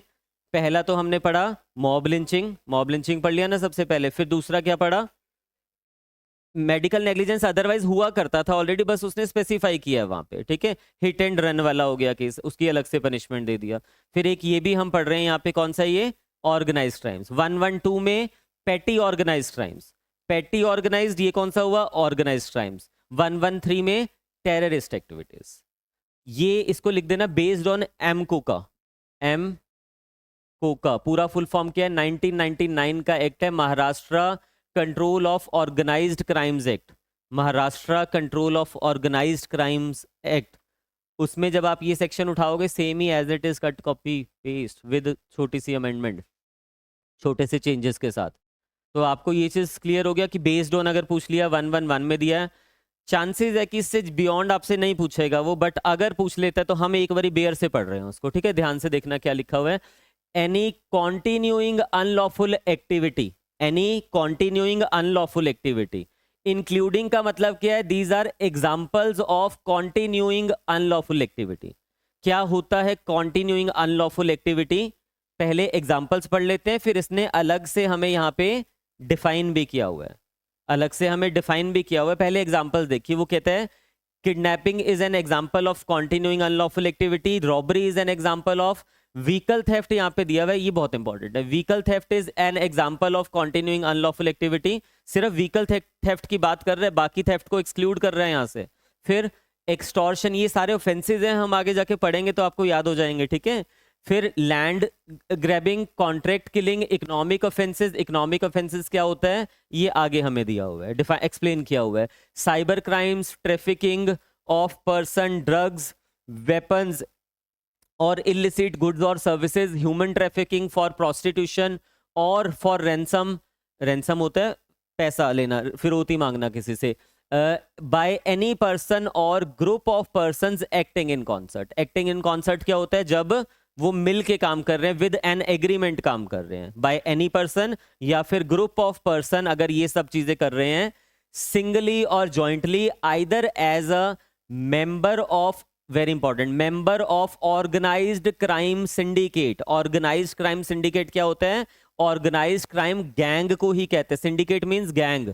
गैंग क्या होता है? ग्रुप की बात हो रही है यहाँ पे, तो यहाँ पे लिख लेना member of organised crime syndicates. वो देखिए मूवी शोले, वो जो गब्बर की फौज होती है, they all are members of syndicate, syndicate मतलब गैंग, ठीक है। फिर आगे देखिए, on behalf of such syndicate, उस सिंडिकेट के बिहाफ पे वो कोई क्राइम कर रहे हैं।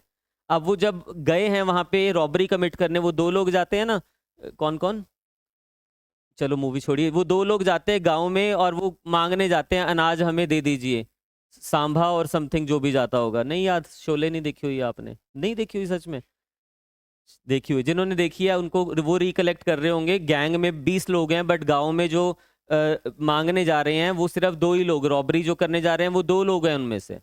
तो अब वो 2 लोग किसको रिप्रेजेंट कर रहे हैं? पूरी सिंडिकेट को रिप्रेजेंट कर रहे हैं। तो सबने नहीं किया वहां पे, वो कह रहा है on behalf of such syndicate, पूरी सिंडिकेट के बिहाफ पे वो वहां पे क्राइम कर रहे हैं। By use of violence, threat of violence, intimidation मतलब धमकाना किसी को, कोर्जन और by any other lawful means to obtain direct और indirect material benefit including a financial benefit shall constitute organised crime. ये बनेगा ऑर्गेनाइज्ड क्राइम। यानी कि ऑर्गेनाइज्ड क्राइम कौन सा होता है? ये सिर्फ उसके एग्जांपल्स है जो यहाँ पे दिया हुआ है, किडनैपिंग, रॉबरी, एक्सटॉर्शन, ये सारे एग्जांपल्स हैं। कहने का मतलब है एनी कॉन्टिन्यूइंग अनलॉफुल एक्टिविटी, अगर कोई कॉन्टिन्यूइंग अनलॉफुल एक्टिविटी कौन कर रहा है? वो कोई मेंबर्स कर रहे हैं किसके, ऑर्गेनाइज्ड क्राइम सिंडिकेट के, as a member of organised crime syndicate, यानी कि ऑर्गेनाइज्ड क्राइम गैंग के मेंबर अगर कोई ऐसा कर रहे हैं on behalf of that syndicate, क्या कर रहे हैं, कॉन्टिन्यूइंग अनलॉफुल एक्टिविटी। उसके एग्जांपल्स पढ़ लिए, बट कॉन्टिन्यूइंग अनलॉफुल एक्टिविटी होता क्या वो देखिए यहाँ पे, means an activity prohibited by law, prohibited by law which is, ये इंपॉर्टेंट है, ये आपसे पूछ लेगा पेपर में, इसको टिप्स पे याद रख लेना, ऊपर वाला तो फिर कर लोगे आप। What is continuing unlawful activity, पहले याद रख लेना, एक्सप्लेनेशन पॉइंट 2 में दिया हुआ है ये। Continuing unlawful activity means an activity prohibited by law, वो एक्टिविटी जो लॉ ने प्रोहिबिट किया हुआ है, which is a cognizable offence.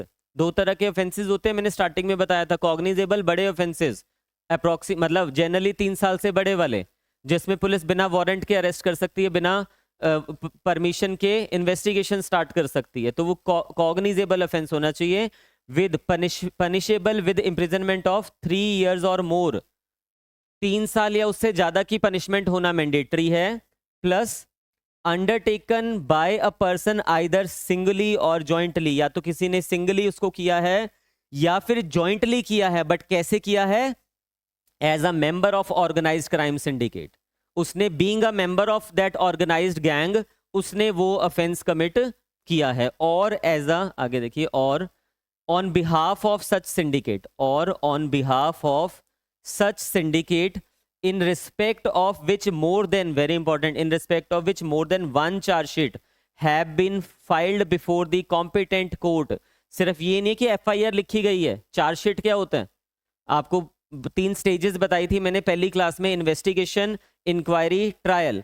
तो इन्वेस्टिगेशन का जब रिजल्ट आता है हमारे पास, वो क्या होती है, चार्ज शीट होती है। चार्ज शीट पुलिस वाले क्या करेंगे, इन्वेस्टिगेशन कंप्लीट होने में कोर्ट में फाइल करेंगे, तो वो कह रहे हैं चार्ज शीट, वो कहते हैं more than one chargesheet have been filed before the competent court, एक से ज्यादा चार्जशीट आ चुकी है within the preceding period of 10 years, ये पूछेगा आपसे, very important, within the preceding period of 10 years and that court has taken cognizance of such offence. सिर्फ चार्जशीट फाइल कर दिया उतना ही नहीं, मैंने आपको बोला था कॉग्निजेंस वो स्टेज होती है इंक्वायरी की पहली स्टेज, जब कोर्ट अपना judicial acumen, judicial mind use करता होता है और उसके लिए एक ऑर्डर पास करता है कि I have taken cognizance on this, किस बेसिस पे, प्राइमा फेसाई मुझे केस नजर आ रहा है, वो कॉग्निजेंस भी ले चुका है कोर्ट यहाँ पे of such offence and includes economic offences. इसमें इकोनॉमिक ऑफेंस, अनलॉफुल एक्टिविटीज जो हैं इसमें इकोनॉमिक ऑफेंसेस भी इंक्लूड हो जाएंगे, बट अनलॉफुल एक्टिविटीज बनाने के लिए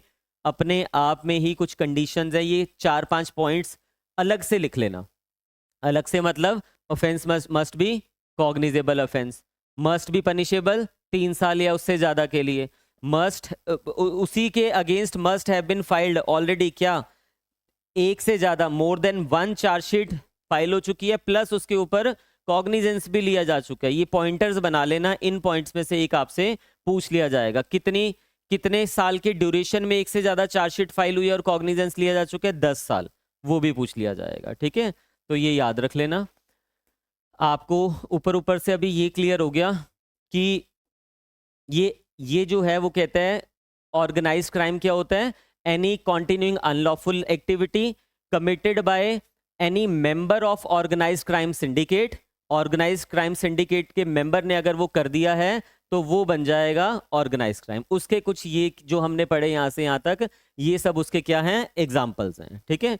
और ऑर्गेनाइज सिर्फ ये नहीं कि एक सिंपल किडनैपिंग हो रही है तो उसको ऑर्गेनाइज क्राइम में डाल दोगे, जो वो किडनैपिंग है उसमें देखो कि वो जो ऑर्गेनाइज क्राइम की जो कंडीशंस है वो फुलफिल हो रही है, अगर हो रही है तब वहां पे कवर होगा, अदरवाइज नहीं होने वाला। आगे देखिए, ऑर्गेनाइज क्राइम सिंडिकेट, सिंडिकेट मैंने वैसे आपको बता दिया गैंग, बट प्रीलिम्स में पूछ लेगा आपसे, means a group of 2 or more persons who acting either singly or jointly as a syndicate or gang include in any continuing unlawful activity। तो मिनिमम कितने चाहिए, 2 लोग। पूछ लेगा सिंडिकेट बनाने के लिए, ग्रुप मतलब गैंग बनाने के लिए हमें मिनिमम 2 चाहिए, मैक्सिमम की कोई लिमिट नहीं दिया हुआ, ये भी पूछा जा सकता है आपसे, ठीक है। जैसे डिकॉयती में पूछता है ना मिनिमम कितने बंदे चाहिए होते हैं, 5, तो ऐसे ही सिंडिकेट में पूछ सकता है आपसे मिनिमम कितने चाहिए होते हैं।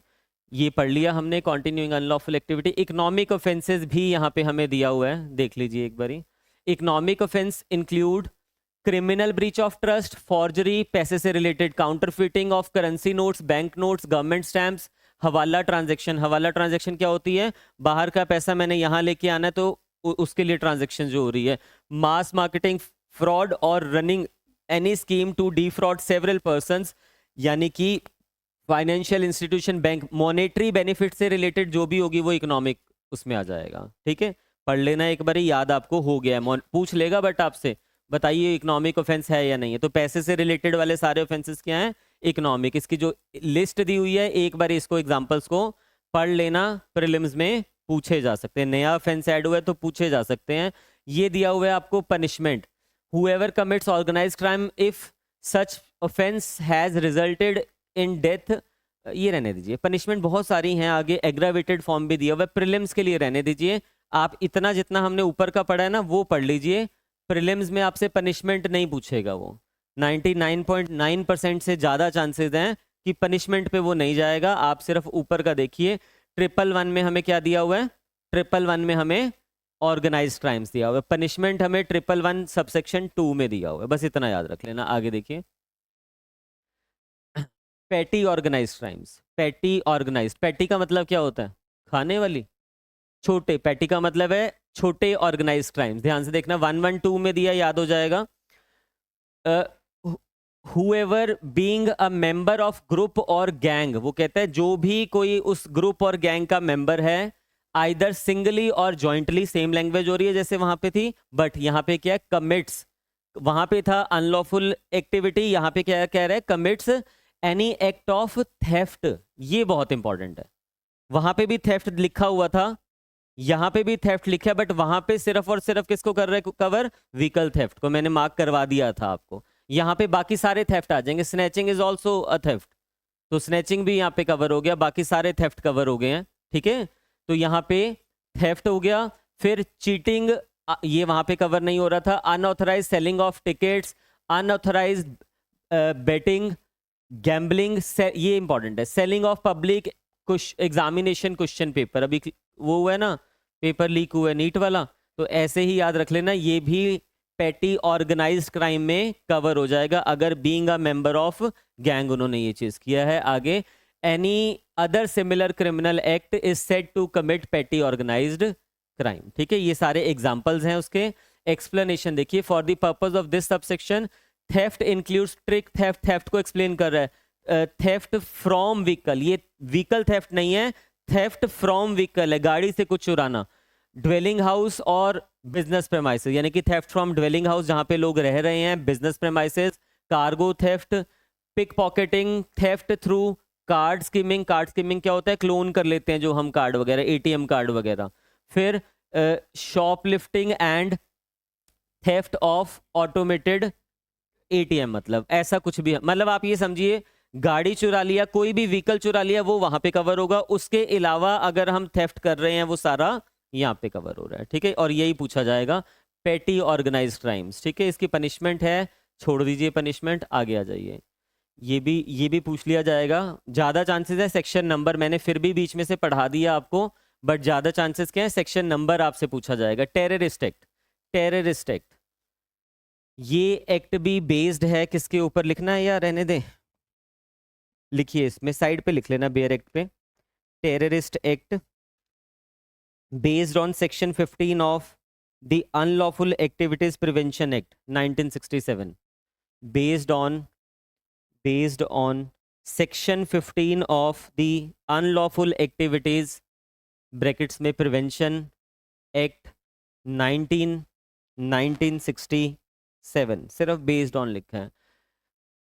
टेररिस्ट एक्ट क्या होता है? टेररिस्ट एक्ट, टेरर फैलाना, टेररिस्ट, ये तो बहुत इजी ऑफेंस है आपके सामने, क्योंकि ऐसी चीजें तो हम देख चुके हैं ना। टेररिस्ट एक्ट की बात हो रही है, ध्यान से समझना। whoever does any act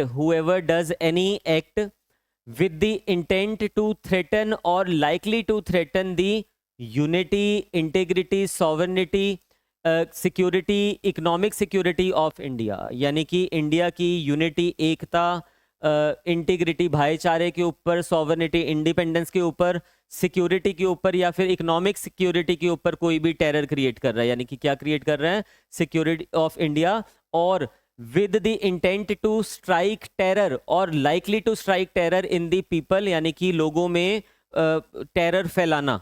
ठीक है, जो अभी ये पहलगाम का अटैक हुआ था उससे क्या हुआ? टेरर ही तो फैला रहे हैं कि नहीं आओ कोई भी कश्मीर में, नहीं तो ऐसा होगा। फिर और any section of people in India, या तो लोगों में या फिर किसी पर्टिकुलर कम्युनिटी में, और इन एनी फॉरेन कंट्री। कैसे ये चीजें कैसे क्रिएट की जाएगी? By using bombs, dynamite, other explosive substance, inflammable substance, fire arms और अदर लीथल वेपन्स, और पॉइजनस नॉक्शियस गैसेस और अदर केमिकल्स। यानी कि इन सब सब्सटेंस का जब हम यूज कर रहे हैं और ये चीज क्रिएट कर रहे हैं तो फिर क्या हो जाएगा? वो टेररिस्ट एक्ट माना जाएगा।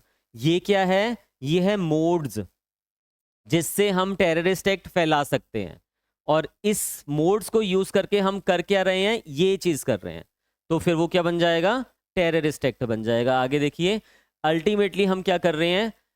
What ever nature to cause or is likely to cause death, injury, मतलब इन चीजों से चाहे डेथ हो रही है, इंजरी हो रही है, any person, loss of or damage or destruction to the property, property का नुकसान कर रहे हैं, disruption of any supplies or services essential for the life or community in India and foreign country. यानी कि कोई सर्विसेज को डिस्टर्ब कर रहे हैं, यानी कि ऐसा कुछ करके, सपोज हमने इंडिया में कोई सप्लाई आ रही है कहीं से, हमने उसको पूरा ट्रैक ही खत्म कर दिया, अब प्रॉपर्टी को तो डिस्टर्ब किया हमने, वो सप्लाई भी आने को रोक दिया, ये भी कवर हो जाएगा यहाँ पे टेररिस्ट एक्टिविटी में। डैमेज टू और मॉनेटरी स्टेबिलिटी, ये नॉर्मल चीजें सब आपको पता है, यही तो होता है टेररिस्ट, एक बारी पढ़ने से क्लियर हो जाएगा। आगे देखिए, damage or destruction of any property in India और इन फॉरेन कंट्री, वही वही सारी चीजें घुमा फिरा के बता रहा है आपको। Overawes by means, overawes का मतलब क्या होता है? रिस्ट्रेन करना किसी को, restraints by means of criminal force or show of criminal force or attempts to do so or causes death of any public functionary or attempts to cause death of any public, यानी कि public functionaries मतलब जो established authorities है उनको हम धमका रहे हैं। ठीक है, फिर डिटेन्स, किडनैप्स, ये सारा बस समझ लीजिए आपकी क्या है, ये है टेररिस्ट एक्टिविटीज, टेररिस्ट एक्ट। ठीक है, कुछ डिफाइन किया हुआ है, पब्लिक फंक्शनरीज छोड़ दीजिए, काउंटरफिट बाकी सारा छोड़ दीजिए। सेक्शन नंबर याद रख लेना, जो आपसे सबसे इंपॉर्टेंट पूछा जाएगा, एक बारी फिर भी यहां तक इसको रीड आउट कर लेना। ठीक है, 110 में क्या दिया हुआ है हमारे पास? ऑर्गेनाइज्ड, सॉरी 111 में क्या दिया हुआ है हमारे पास? Organised crimes. Petty organised crime कहाँ दिया हुआ है? 112 में, और टेररिस्ट वाला 113 में। ठीक है, तीनों सेक्शन टिप्स पे याद रखना। मैक्सिमम चांसेस है कि सिर्फ आपसे यहाँ पे सेक्शन पूछेगा, ये इसकी एग्रावेटेड पनिशमेंट्स हैं, उसमें डिटेल में जाने की जरूरत नहीं है। प्रीलिम्स के लिए बहुत ही रेयरेस्ट ऑफ रेयर सिचुएशन है कि यहाँ से आपसे पूछेगा। Now this is very important, hurt. Hurt hurt में देखिए, पहले 319 होता था, अभी हमारे पास 114 है। हर्ट दो तरह के होते हैं, एक होता है सिंपल हर्ट, एक होता है ग्रीवियस हर्ट। ग्रीवियस मतलब ऑब्वियसली ग्रेव फॉर्म है, सिंपल हर्ट मतलब कम इंजरीज हो रही हैं, सामने वाले को चोट पहुंची है, इतने लेवल की इंजरीज नहीं हो रही है। टिप्स पे याद रख लेना, 114 319 दोनों किस चीज को? आईपीसी का 319 और बीएनएस का 114 किस चीज को डिफाइन कर रहे हैं? यहाँ पे हर्ट को डिफाइन कर रहे हैं। Hurt in itself is not punishable, याद रख लेना। मैंने अगर आपको हर्ट कॉज कर दिया उसकी कोई पनिशमेंट नहीं है, और भले ही मैंने आपको ग्रीवियस हर्ट कॉज कर दिया उसकी भी पनिशमेंट नहीं है। वो हर्ट और grievous hurt to be punishable क्या होना चाहिए? It must be done voluntarily. Voluntarily नहीं किया तब पनिशमेंट नहीं है। लिखा नहीं हुआ यहाँ पे, देखो क्या लिखा है, हुएवर कॉजेज बॉडीली पेन, यहाँ पे लिख लेना mental pain not included, bodily pain की बात हो रही है, सिर्फ बॉडीली पेन को कवर कर रहा है। फिर डिजीज और इन्फर्मिटी, इन्फर्मिटी मतलब आपके जो बॉडी के ऑर्गन्स हैं वो उस लेवल पे काम नहीं कर पा रहे हैं। ठीक है, इन्फर्मिटी, डिजीज और infirmity to any person is said to cause hurt. किस, ये तीनों टर्म्स याद रख लेना, ये प्रीलिम्स में पूछ ली जाएगी आपसे। 114 में आपको दिया हुआ है, सेक्शन याद रह जाएगा। 113 याद है आपको टेररिस्ट वाला, उससे आगे से हर्ट के सेक्शन स्टार्ट हो रहे हैं। ठीक है, whoever causes bodily pain, disease और infirmity, माना जाएगा उसने क्या कर दिया, हर्ट कॉज कर दिया। तीनों टिप्स पे याद रख लेना, बॉडीली पेन, डिजीज और इन्फर्मिटी। और साथ में आपको एक ऑप्शन कुछ और भी दे देगा, सपोज लिख दिया मेंटल पेन, ठीक है, और बोला कि बताइए इसमें से कौन सा इसमें कवर नहीं हो रहा, तो स्पेसिफिकली प्रीलिम्स बेयर के अकॉर्डिंगली मेंटल पेन कवर नहीं हो रहा। आगे आइए, ये है वॉलेंटरीली कॉजिंग हर्ट। वॉलेंटरीली क्या होता है सबको पता है, कहाँ दिया हुआ है, 233 में दिया हुआ है। तीन चीजें आती हैं, कौन कौन सी, इंटेंशन, नॉलेज और reason to believe. Reason to believe कहाँ दिया हुआ है, 229 में, ठीक है। whoever does any act with intention of thereby causing hurt to any person or with knowledge that he is likely thereby to cause hurt to any person and does thereby causes hurt to any person is voluntarily to cause hurt। यहाँ पे वो आपको simple बता रहा है, दो ingredient आपको बता रहा है। पहला वो आपको कह रहा है इंटेंशन, दूसरा आपको कह रहा है नॉलेज। किस चीज की होनी चाहिए, मेरी इंटेंशन होनी चाहिए या फिर मेरी क्या होनी चाहिए, नॉलेज होनी चाहिए। किस चीज के लिए, हर्ट कॉज करने के लिए। अगर ये चीजें हैं, मेरी इंटेंशन भी हर्ट कॉज करने की है, मेरी या फिर मेरी नॉलेज हर्ट कॉज करने की है, प्लस मैंने एक्चुअल में क्या किया, क्या लिखा हुआ है देखिए, and does thereby cause hurt, and hurt must be caused होना चाहिए। यानी कि एक्चुअल में हर्ट कॉज हो गया, तो पनिशमेंट क्या हो जाएगी, इसको माना जाएगा कि I have any person is said to voluntarily to cause hurt, यानी कि I have cause the hurt voluntarily. दो कहने का मतलब है, हर्ट जो ये वॉलेंटरीली टू कॉज हर्ट की बात हो रही है, which is not grievous hurt. Grievous hurt आगे दिया हुआ है, और अगर ये ग्रीवियस हर्ट नहीं है तो ऑब्वियसली बात है ये कौन सा हुआ, सिंपल हर्ट हुआ। तो अगर ये हम वॉलेंटरीली कॉज करने की बात कर रहे हैं, समझ लेना कि पनिशमेंट सिर्फ तब होगी, दो एसेंशियल इंग्रेडिएंट है, पहला है इंटेंशन टू कॉज हर्ट या फिर नॉलेज टू कॉज हर्ट। ये क्या है, ये है मेंजरिया, और इन एक्चुअल हर्ट कॉज हुआ होना चाहिए, इन एक्चुअल भी सिंपल हर्ट कॉज हुआ होना चाहिए। ये क्या है, ये एक्टस रियाज है। अगर ये दोनों फुलफिल होंगे तब जाके मैं यहाँ पे लाइबल होऊंगा, अदरवाइज नहीं होऊंगा। मेरी इंटेंशन नहीं थी किसी को हर्ट कॉज करने की, नॉलेज नहीं थी और मैंने हर्ट कॉज कर दिया, नो लाइबिलिटी। मेरी इंटेंशन थी और नॉलेज थी, बट एक्चुअल में मैंने हर्ट कॉज नहीं किया, मेरे एक्ट से उसको कोई हर्ट कॉज नहीं हुआ। हर्ट क्या होता है, ये तीन चीजें, उसको कॉज नहीं हुई, नो लाइबिलिटी, ठीक है। पनिशमेंट कितनी है वो छोड़ दीजिए, फाइन याद रख लेना बस, वो इसलिए क्योंकि चेंज हो गया है ना, 10,000 तक का फाइन है, वो भी छोड़ दोगे तो कोई फर्क पड़ नहीं रहा, इतना इंपॉर्टेंट है नहीं। अब ये देखिए 116 में क्या दिया हुआ है, ग्रीवियस हर्ट। ग्रीवियस हर्ट अभी क्या पढ़ा हमने, हर्ट पढ़ा पहले और फिर वॉलेंटरीली कॉजिंग हर्ट पढ़ा, ठीक है। पनिशेबल कौन सा है, वॉलेंटरीली कॉजिंग हर्ट। अब ये क्या है, ग्रीवियस हर्ट। ग्रीवियस हर्ट के लिए ध्यान से समझना, the following kinds of hurt, यानी कि grievous hurt is nothing but it is also a hurt, है ना। तो एग्रावेटेड फॉर्म है बस उसकी, only as designated as grievous namely. वो कहता है तभी उसको ग्रीवियस कहा जाएगा अगर इन 8 में से किसी एक में कवर हो रहा है। यानी कि किसी भी ग्रीवियस हर्ट में बॉडीली पेन तो होगा ही होगा, किसी भी ग्रीवियस हर्ट में डिजीज हो सकती है या फिर इन्फर्मिटी हो सकती है, बट उसके साथ साथ ये चीजें हो रही है तो वो एग्रावेटेड हो जाएगा, उसको हम बोलेंगे ग्रीवियस हर्ट। हमें आईपीसी में जो सेक्शन होता था 320 दिया होता था डिफाइनिंग सेक्शन, अभी डिफाइनिंग सेक्शन क्या है, 116 पूछा जाएगा, बहुत इंपॉर्टेंट है, ध्यान से देखना इसको। इमेस्कुलेशन होता है रिमूवल ऑफ सेक्सुअल ऑर्गन्स, लिख लेना वहां पे अगर नहीं लिखा हुआ। इमेस्कुलेशन का मतलब होता है रिमूवल ऑफ सेक्सुअल ऑर्गन्स, तो अगर किसी के सेक्सुअल ऑर्गन्स को कोई रिमूव करता है तो इट इज ग्रीवियस हर्ट। फिर permanent privation of either of the site of either I. Privation क्या होता है, lower in quality, lower in quality मतलब मेरी आईज की जो क्वालिटी है मैं सब कुछ क्लियर देख सकता हूं, आपको ब्लाइंड ना भी किया हो सामने वाले ने, परमानेंटली प्राइवेशन कर दिया कि अब वो क्वालिटी नहीं रही है आपकी आईज में, कि आप ब्लरनेस आ गई है, आप देख नहीं पा रहे हो प्रॉपरली, ये समझ रहे हो, आइदर ऑफ आई लिखा हुआ है, यानी कि एक से देख पा रहे हो दूसरी से नहीं देख पा रहे हो प्रॉपरली।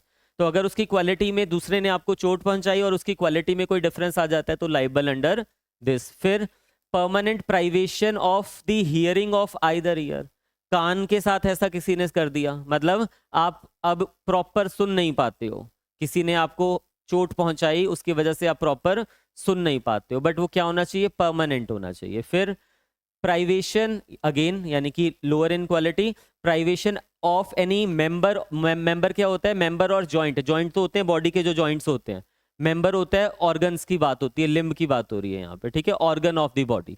तो अगर मैंने किसी भी बॉडी ऑर्गन और जॉइंट को क्या कर दिया, उसकी जो एक्चुअल क्वालिटी है उससे लोअर कर दिया, कि मैं अब उसको उस तरह से यूज नहीं कर पाऊंगा, परमानेंटली डिस्ट्रॉय की बात नहीं हो रही, मैंने क्या किया, क्वालिटी कम कर दिया उसका, ठीक है। फिर डिस्ट्रक्शन और permanent impairing of the power of any member of joint, यहां पे कह रहा है वो डिस्ट्रक्शन ही कर दिया हमने, वो तो ऑब्वियस ही बात है, वो भी कवर हो जाएगा। और permanent impairing of the power of any member, यहां पे लोअर इन क्वालिटी था और यहां पे क्या हो गया, परमानेंटली उसको डिसेबल कर दिया। परमानेंट डिसफिगरेशन ऑफ हेड और फेस, चेहरा बिगाड़ दिया उसका, या फिर सर की डिसफिगर कर दिया उसकी भी, मतलब जो एक्चुअल पोजीशन है वो बिगाड़ दिया, मारने से अगर ऐसा किसी के ऊपर आपने कर दिया तो वो यहाँ पे कवर हो जाएगा। फ्रैक्चर और डिसलोकेशन ऑफ बोन और टूथ, किसी का दांत तोड़ दिया, फ्रैक्चर कर दिया मारने से सामने वाले को, या फिर डिसलोकेशन, फ्रैक्चर नहीं भी हुआ तो डिसलोकेशन मतलब जो जॉइंट्स होते हैं अपनी जगह से डिसलोकेट हो गया। वेरी इंपॉर्टेंट, दी लास्ट वन, पहले तो याद रख लेना टोटल कितने ग्राउंड्स हैं, 8 टिप्स पे याद होने चाहिए। ग्रीवियस हर्ट होने के लिए किसी एक में फॉल होना होगा, अगर नहीं हो रहा तो फिर ग्रीवियस हर्ट नहीं माना जाएगा, फिर वो सिंपल हर्ट रह जाएगा, भले ही सामने वाले ने कितना भी किसी को क्यों नहीं मारा हुआ। लास्ट क्या है, any hurt which endangers life, which endangers life लिखा हुआ है, ये नहीं लिखा हुआ है any hurt which is dangerous to life, and dangerous to life जो है उसकी ग्रेविटी कम है, विच एंडेंजर्स लाइफ इसकी ग्रेविटी ज्यादा होती है। मेंस में होते तो मैं डिटेल में इसके ऊपर बताता आपको, बट अभी के लिए आज समझिए आप, यहाँ पे यहाँ लिख देना एंडेंजर्स लाइफ इज एग्रावेटेड या more grave than the dangerous to life, more grave than the dangerous to life. Dangerous to life होता है खतरनाक है ये आपकी लाइफ के लिए, एंडेंजर्स लाइफ इसने आपकी लाइफ को खतरे में डाल दिया, तो ग्रेविटी यहाँ पे ज्यादा है, ठीक है। अब आप समझिए, any hurt which endangers life और विच कॉजेज द सफरर, यहां तक फर्स्ट पार्ट हो गया, आगे ध्यान से समझ लेना। Which causes the sufferer to be during the space of, very important, 15 days, पहले कितना होता था 20, ये पूछेगा आपसे, पहले यहाँ पे 20 डेज होता था, अभी 15 दिन हो गया है।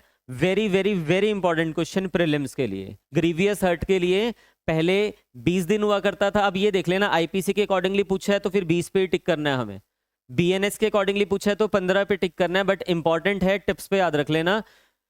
विच causes the sufferer to be during the space of 15 days in severe bodily pain, during the period of 15 days क्या हो रहा है सामने वाले को, सिवियर बॉडीली पेन, जिसमें वो और unable to follow in follow his ordinary pursuits, यानी कि अपनी जो डे टू डे की रूटीन है, ऑर्डिनरी परस्यूट्स को वो फॉलो नहीं कर पा रहा, कितने दिन के लिए, again for a period of 15 days. ये भले ही 15 डेज हमारे पास, ध्यान से समझना, इसकी एक्सप्लेनेशन है, अब डिटेल में नहीं जा रहे, बट इतना याद रखिए, which causes the sufferer to the during the period of 15 days, इसको एक बारी हम यहां से इसके साथ पढ़ेंगे, 15 days in severe bodily pain, और 15 डेज अगेन यहीं से पढ़ रहे, which causes the sufferers to be during the space of 15 days unable to follow the ordinary pursuits, यानी कि जो 15 दिन है वो दोनों के लिए है, अनेबल टू, उसके डिटेल में भी मैं जाता, बट अभी के लिए आप याद रख लीजिए बस कि ये जो 15 दिन है, ये जो 15 डेज है, अगर 15 दिन के लिए सामने वाले को बॉडीली पेन हो रही है, या फिर 15 दिन के लिए सामने वाले को ऐसा हो रहा है कि वो अपनी ऑर्डिनरी परस्यूट को फॉलो नहीं कर पा रहा, यहाँ पे कवर हो जाएगा। आपने सामने वाले को मारा और वो 15 दिन के लिए अपनी रेगुलर रूटीन को फॉलो नहीं कर पा रहा, 15 दिन के लिए बॉडीली पेन है, यहाँ पे कवर हो गया। एंडेंजर्स लाइफ में 15 दिन का होना जरूरी नहीं है, बट बाकी दोनों में 15 दिन का होना जरूरी है। तो ये 8 के 8 एसेंशियल्स याद रखने पड़ेंगे, वेरी इंपॉर्टेंट। क्लियर हो गया? आगे चलिए ध्यान से, ये बहुत इंपॉर्टेंट है। Voluntarily causing grievous hurt, section तो घोट के पी लेना, ये वाला 117 याद रहेगा वैसे तो। 114 15 में वो हो गया, 14 में आपको सिंपल हर्ट दिया हुआ है, हर्ट दिया हुआ है, 15 में उसकी पनिशमेंट, यानी कि वॉलेंटरली कॉजिंग 15 में भी दो पार्ट है। 115 1 में क्या दिया हुआ है, वॉलेंटरली कॉजिंग हर्ट, और 15 के 2 में क्या दिया हुआ है, punishment for voluntarily causing hurt, वो भी याद रख लेना। ऐसे ही 116 में हमें क्या दिया हुआ है, ग्रीवियस हर्ट, बट 117 में हमें क्या दिया हुआ है, voluntarily causing grievous hurt define किया हुआ है। अगर वो पूछ रहा है कि बताइए ग्रीवियस हर्ट कहां पे डिफाइंड है, तब तो 116 ही आएगा आंसर में, बट पूछ रहे हैं वॉलेंटरीली कॉजिंग ग्रीवियस हर्ट कहां पे डिफाइंड है, तो इसका सबसेक्शन 1 आ जाएगा मेरे पास। पनिशमेंट फिर आगे सबसेक्शन 2 में पढ़ेंगे उसकी, ठीक है, ये ध्यान रख लेना। अब देखिए, whoever voluntarily causes hurt, whoever voluntarily causes hurt, if the hurt which he intended to cause, which he intended मतलब intention और which he knows himself to be likely to cause is grievous hurt, या तो उसकी intention है या फिर उसके पास knowledge है क्या चीज करने की, ग्रीवियस हर्ट कॉज करने की। पहले वाले में सिंपल हर्ट में क्या था, इंटेंशन और नॉलेज किस चीज की थी, सिंपल हर्ट कॉज करने की। यहाँ पे क्या है, इंटेंशन और नॉलेज किस चीज की है, ग्रीवियस हर्ट कॉज करने की। फिर and if the hurt which he causes is grievous hurt, और वो कह रहा है प्लस एक्चुअल में क्या कॉज हुआ हो, एक्चुअल में भी ग्रीवियस हर्ट कॉज हुआ हो, तभी जाके बनेगा is said voluntarily to cause grievous hurt. यानी कि अगर एक्चुअल में ग्रीवियस हर्ट नहीं हुआ तब नहीं लाइबिलिटी बन जाएगी। मेरी इंटेंशन है कि मैं सामने वाले को ऐसे मारूं कि उसका फ्रैक्चर कर दूं या उसका दांत तोड़ दूं, मतलब वो तो उसमें कवर हो रहे हैं ना, तो मेरी इंटेंशन है या मेरे को नॉलेज है कि मेरे एक्ट से ऐसा हो सकता है, मैंने सच में उसको मारा, बट उस 8 वाले पॉइंट्स में से किसी में भी कवर नहीं हो रहा। तो अगर 8 में से किसी में भी कवर नहीं हो रहा तो क्या मैंने ग्रीवियस हर्ट कर दिया, answer is no. Answer is no. मेरा यहाँ पे मेंजरिया तो था उस चीज को करने का, बट एक्टस रियाज मेरा एब्सेंट है, तो मैंने ग्रीवियस हर्ट नहीं किया यहाँ पे। सेकंड सिचुएशन मैं चाहता था मैं सामने वाले को सबक सिखाऊं, बट मेरी कभी इंटेंशन नहीं थी ऐसी कि मैं सामने वाले को उस 8 जो ऊपर क्लॉजेस दिए हुए हैं उस 8 में से कोई एक चीज पहुंचाऊं, फ्रैक्चर करने की, डिसलोकेशन, ऐसी कोई भी मेरी इंटेंशन नहीं थी। ना ही मुझे नॉलेज थी कि मेरा इतने से एक्ट से उसके साथ ऐसा हो जाएगा। मेरी नॉलेज से भी नहीं फर्क पड़ता, वही ऑब्जेक्टिवली चेक करते हैं इसमें अगेन। तो वो नॉलेज भी यहाँ पे नहीं है कि सामने वाले को ऐसा हो सकता है, यानी कि ना तो इंटेंशन है ना ही नॉलेज है यहाँ पे, ना तो इंटेंशन है ना तो नॉलेज है, ये वाला इंग्रेडिएंट मिसिंग है। बट मैंने जो एक्ट कर दिया उससे एक्चुअल में सामने वाले के फ्रैक्चर हो जाता है। तो यहाँ पे एक्चुअल में क्या हो गया, ग्रीवियस हर्ट तो हो गया ना, यानी कि एक्टस रियाज फुलफिल हो रहा है, मेंस रिया फुलफिल नहीं हो रहा। क्रिमिनल ज्यूरिस्प्रूडेंस का अदरवाइज भी रूल है, actus reus can be extended but mens rea can not be, मतलब mens rea can never be extended, जैसे याद रख लेना। तो यहाँ पे जब मेरा मेंस रिया ही नहीं था और यहाँ पे तो स्पेसिफिकली लिख दिया ना उसने कि ये दोनों फुलफिल होने चाहिए, दोनों में से एक भी एब्सेंट होगा तो लाइबिलिटी नहीं बनेगी। तो अब ये एक केस है, बुक्स में लिख लीजिए, राम बरन मोहटन वर्सेस स्टेट, लैंडमार्क है इसके ऊपर, उसमें यही चीज बताई हुई है। राम बरन BARAN, राम बरन मोहटन वर्सेस स्टेट, लैंडमार्क है। तो अब आप मेरे को बताइए, इंटेंशन है सिंपल हर्ट कॉज करने की, एक्चुअल में सिंपल हर्ट कॉज कर दिया, लाइबिलिटी सिंपल हर्ट की। इंटेंशन है सिंपल हर्ट कॉज करने की, एक्चुअल में ग्रीवियस हर्ट कॉज कर दिया, लाइबिलिटी सिंपल हर्ट की, ग्रीवियस की नहीं होगी, ठीक है। मेरी इंटेंशन थी ग्रीवियस हर्ट कॉज करने की, बट एक्चुअल में मैंने सिंपल ही कॉज किया, लाइबिलिटी सिंपल हर्ट की।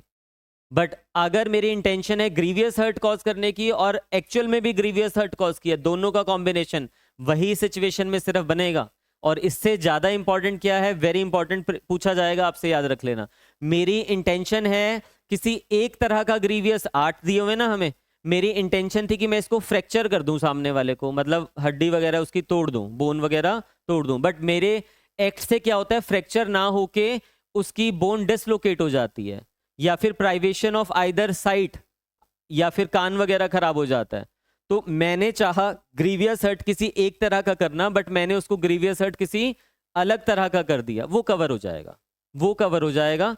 बट ग्रीवियस हर्ट तो किया ना मैंने, इंटेंशन थी और कोई भी एक कर दिया, वो दैट इज सफिशिएंट। इंटेंशन किसी एक ग्रीवियस हर्ट को करने की थी, कर दूसरे वाला दिया, इंटरचेंजेबल चलेगा। ये लिखा हुआ है यहाँ पे एक्सप्लेनेशन में, a person is not said to voluntarily cause grievous hurt except when he causes both causes grievous hurt and intends or knows himself to be likely to cause grievous hurt। ये तो मैंने बता दिया ना आपको, यानी कि उसको ग्रीवियस हर्ट की इंटेंशन भी होनी चाहिए और उसको ग्रीवियस हर्ट किया भी होना चाहिए, तभी वो ग्रीवियस हर्ट के लिए लाइबल होगा, अदरवाइज नहीं लाइबल होगा। आगे क्या लिखा हुआ है, but he is said voluntarily to cause grievous hurt if intending or knowing himself to be likely to cause grievous hurt of one kind and actually causes grievous hurt of another kind। चाहता था एक तरह का grievous hurt करना, कर दिया दूसरी तरह का, वो यहाँ पे कवर हो जाएगा। ठीक है, पनिशमेंट इसके आगे ये इलस्ट्रेशन पढ़ लेना, इंपॉर्टेंट है। ये इसकी पनिशमेंट दिया हुआ है, बस सेक्शन याद रख लेना। सबसेक्शन 2 में दिया हुआ है, 117 सबसेक्शन 2 में दिया हुआ है। इससे ज्यादा इंपॉर्टेंट पता क्या है, इससे ज्यादा इंपॉर्टेंट ये बन गया आपके लिए। ये वाला भी छोड़ दो, भले ही नया ऐड हुआ है वैसे तो, ये पढ़िए, ये पढ़ा दूं, नया ऐड हुआ है तो आपको ये ना लगे कि हाँ ये पढ़ा नहीं हमने। एक बारी fast fast, whoever commits offense under subsection 1, subsection 1 में क्या था, voluntarily causing grievous hurt and in the course of such commission causes any hurt to any person which causes that person to be permanent disability or in persistent vegetative state, यानी कि permanently disable करके उसको आपने vegetative state में डाल दिया। Vegetative state मतलब जहां पे माइंड वगैरह कोमा वगैरह में डाल दिया। Shall be punish with, punishment उसकी सिर्फ ज्यादा हो गई है और कुछ नहीं है। ठीक है, तो करना वो करना, नहीं तो छोड़ दोगे तो चल जाएगा, ये नहीं छोड़ सकते, वेरी इंपॉर्टेंट। मॉब लिंचिंग कहां पे दिया हुआ है, 103 सबसेक्शन 2 में। मॉब वायलेंस कहां पे दिया हुआ है, यहां पे दिया हुआ है 117(4) में। टिप्स पे याद रख लेना, लिख लो मॉब वायलेंस, मॉब वायलेंस। ठीक है, वेरी इंपॉर्टेंट। आपने किसी को मारा, मॉब ने मिलके, भीड़ ने किसी को मारा, तो उसने क्या किया वहां पे, भीड़ ने मिलके जब किसी को मार दिया, जान से मार दिया, तो उसने लिंच कर दिया, मॉब लिंचिंग हो गया वो। बट वो मरा नहीं, सामने वाला बच गया सपोज कीजिए, तो अगर वो बच जाता है तो ग्रीवियस हर्ट तो हो गया होगा ना, उसको कुछ चोट वगैरह लगी होगी, तो वो यहाँ पे कवर हो रहा है। देखिए क्या लिखा है, बट मॉब क्या होती है, व्हेन ग्रुप ऑफ 5 और मोर पर्सन, सेम वहां पे भी यही लिखा हुआ था। एक्टिंग इन कॉन्सर्ट, यानी कि एग्रीमेंट के साथ क्या कर रहे हैं, causes grievous hurt to person on ground of race, caste, community, sex, place of birth, language, personal belief, again other similar grounds. Religion नहीं दिया हुआ, वहां पे भी नहीं था, बट रिलीजन इंक्लूडेड है अदर सिमिलर ग्राउंड्स में। Each member of such group shall be guilty of the offence of causing grievous hurt and shall be punished with imprisonment of either description. यानी कि पनिशमेंट तो सेम है जो grievous hurt की punishment थी, जैसे वहां पे जो मर्डर की पनिशमेंट थी वही पनिशमेंट हो रही थी, तो यहाँ पे भी सेम है, बस इसका नाम क्या है ऑफेंस का, मॉब वायलेंस। बस उसको ग्रीवियस हर्ट होना चाहिए, सामने वाले को 5 या ज्यादा लोगों ने मिलके कर दिया, मॉब वायलेंस। ठीक है, आगे आ जाइए। सपोज ये 5 लोग थे और 5 में से ट्रायल में एक का एक्विटल हो जाता है कि उसने नहीं किया हुआ, तो टोटल नंबर्स कितने रह गए हैं, 4। क्या अब उसको बाकी 4 को ट्रायल किया जा सकता है मॉब वायलेंस के लिए, आंसर इज नो। ऐसे ही डेकॉयती वगैरह में भी होता है, 5 लोगों ने मिलके किया, 6 ने किया, 2 का एक्विटल हो गया, तो 2 का एक्विटल हो गया यानी कि नहीं लायबल है, तो रह कितने गए, 4 रह गए, तो 4 को फिर डेकॉयती के लिए नहीं, रॉबरी वगैरह के लिए चलाओगे। ठीक है, आगे आइए। वॉलेंटरली कॉजिंग हर्ट और ग्रीवियस हर्ट बाय, ये नहीं आपको सिर्फ सेक्शन नंबर याद रखने हैं, इंपॉर्टेंट है ये। वॉलेंटरली कॉजिंग हर्ट और grievous hurt by dangerous weapons. अब आप समझना 117 तो याद ही रहेगा ना आपको, क्योंकि पनिशमेंट है ग्रीवियस हर्ट की, 117(4) हमने वैसे ही टिप्स पे याद रखना है। तो उससे अगला जो सेक्शन है सेम ही चीज हम कर रहे हैं, इसकी पनिशमेंट इसलिए ज्यादा हो जाएगी क्योंकि मैंने जो सामने वाले को हर्ट या ग्रीवियस हर्ट कॉज किया, मेरे पास जो वेपन थे वो क्या थे, डेंजरस वेपन थे, तो पनिशमेंट ज्यादा। सिर्फ सेक्शन नंबर याद रखना, अदरवाइज कुछ भी नहीं, ये वाला रख लेना याद। इसके अलावा आगे देखोगे तो वॉलेंटरली कॉजिंग हर्ट और grievous hurt to extort property, मैं सामने वाले से प्रॉपर्टी एक्सटॉर्ट करना चाहता हूं। वो नहीं था एक, कौन था वो, उत्तर प्रदेश में इलाहाबाद में एक कोई नाम भूल गया मैं उसका, अकील अहमद, वो क्या करता था, लोगों की प्रॉपर्टी वगैरह जब मतलब एक्सटॉर्ट कर लेता था उनसे, बदले में या तो धमकाता था या फिर मारता भी था। तो अगर आपने मारा है उसको, यानी कि ग्रीवियस हर्ट कर दिया और प्रॉपर्टी एक्सटॉर्ट करने के लिए, ठीक है, ब्लैकमेलिंग कर रहे हो साथ में, property to constrain to an illegal, यानी कि इस वाले केस में फिर पनिशमेंट यहाँ पे बन जाएगी, grievous hurt plus property extort कर रहे हो, लाइबिलिटी ज्यादा। याद रखना हुआ रख लेना, नहीं तो टोटली इसको छोड़ भी सकते हो, कंफ्यूजन हो रही है ना ज्यादा सेक्शन की, छोड़ दीजिए। 117 118 याद रख लेना बस, उसके अलावा छोड़ दीजिए। मैंने अपनी तरफ से बता दिया कि ऐसा कुछ हमें दिया हुआ है, ठीक है। आगे देखिए, वॉलेंटरली कॉजिंग हर्ट और grievous hurt to extort confession or to compel restoration of property. एक पुलिस वाला किसी को मार रहा है कि कन्फेस कर कि तूने ऐसा किया है, तो और उसने उसको ग्रीवियस हर्ट कॉज कर दिया, तो पुलिस वाले की लाइबिलिटी बन जाएगी। यहाँ पे इलस्ट्रेशन में भी दिया हुआ है, नीचे इसके साथ इलस्ट्रेशन है। तो कन्फेशन लेने के लिए अगर हम ऐसा करते हैं, ठीक है, यहाँ पे लिखा हुआ है देखिए, a police officer tortures Z in order to induce Z to confess that he committed a crime, A is guilty of an offence under this section. बस आपको ना देखो क्या होता है, मैं अगर आपकी जगह होता मैं सच में ये याद ना करके जाता सेक्शंस। क्यों? क्योंकि याद रहेंगे भी नहीं, इतना लॉ है हमारे पास। मैं 118 तक याद रख लेता, पर मुझे इतना तो याद हो गया ना कि 118 के बाद ऐसी कोई चीज दी हुई है आगे आपको, आपने एक तो बिल्कुल छोड़ दिया इसको, ठीक है। दूसरा उसने आपको एक क्वेश्चन मतलब ऑप्शन दे दिया वहां पे, सपोज कीजिए ये वाला हमारे पास क्या दिया हुआ है, यहां पे मैं क्या कर रहा हूं, वॉलेंटरी कॉजिंग हर्ट और grievous hurt to deter public servant from his duty. Public servant को ड्यूटीज ना परफॉर्म करने दूं, इसलिए मैं उसको ग्रीवियस हर्ट कॉज कर रहा हूं। पुलिस वाला अरेस्ट करने आया और मैंने उसके हाथ पैर तोड़ दिए, तो क्या कर दिया, ग्रीवियस हर्ट कॉज कर दिया। ड्यूटी में भी डिस्टर्बेंस डाल दिया, तो लाइबिलिटी ज्यादा हो जाएगी, 121 लगेगा। आपको ऑप्शन दिया हुआ है deterrence created to public servant while discharging his duty, और ग्रीवियस हर्ट भी आपने कॉज कर दिया। Which section is dealing with this, यानी कि ये पूरा एज इट इज लिख दिया आपने, voluntarily causing hurt grievous hurt to deter public servant from his duty is punishable under which section. आपको 4 ऑप्शन दिए होंगे, 54 दे दिया सपोज कीजिए, साथ में आपको दे दिया 117, ठीक है, सब सेक्शन 2 भी लिख दिया, वैसे एग्जांपल ले रहे हैं। फिर आपको दे दिया एक उसने 121, और एक सेक्शन आपको उसने लिख दिया 358।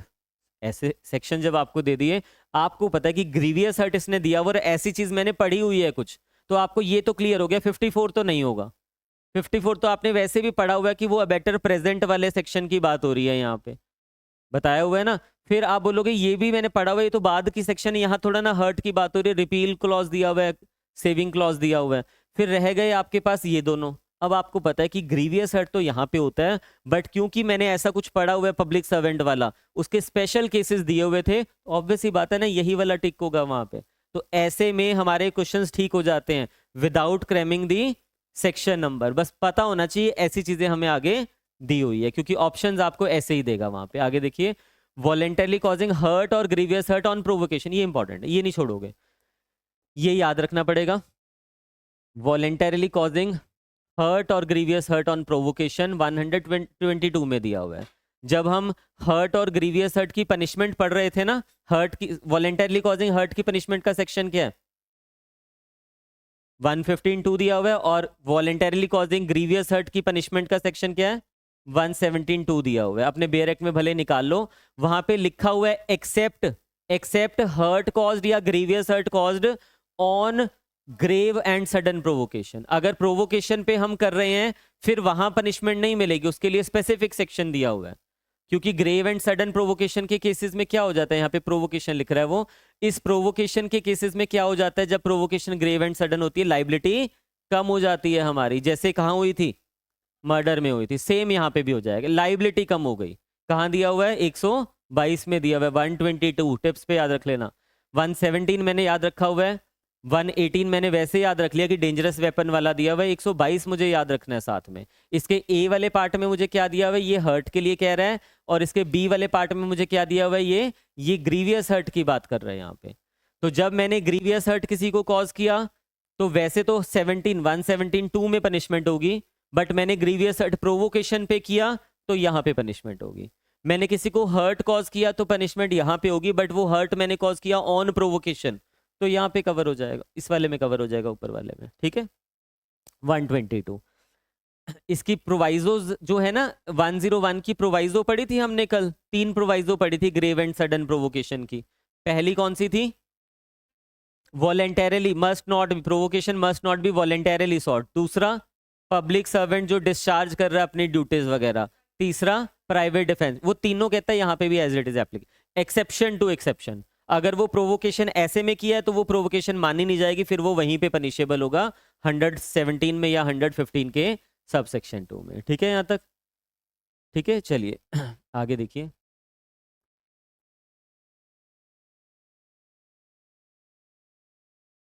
है ना टाइम हमारे पास,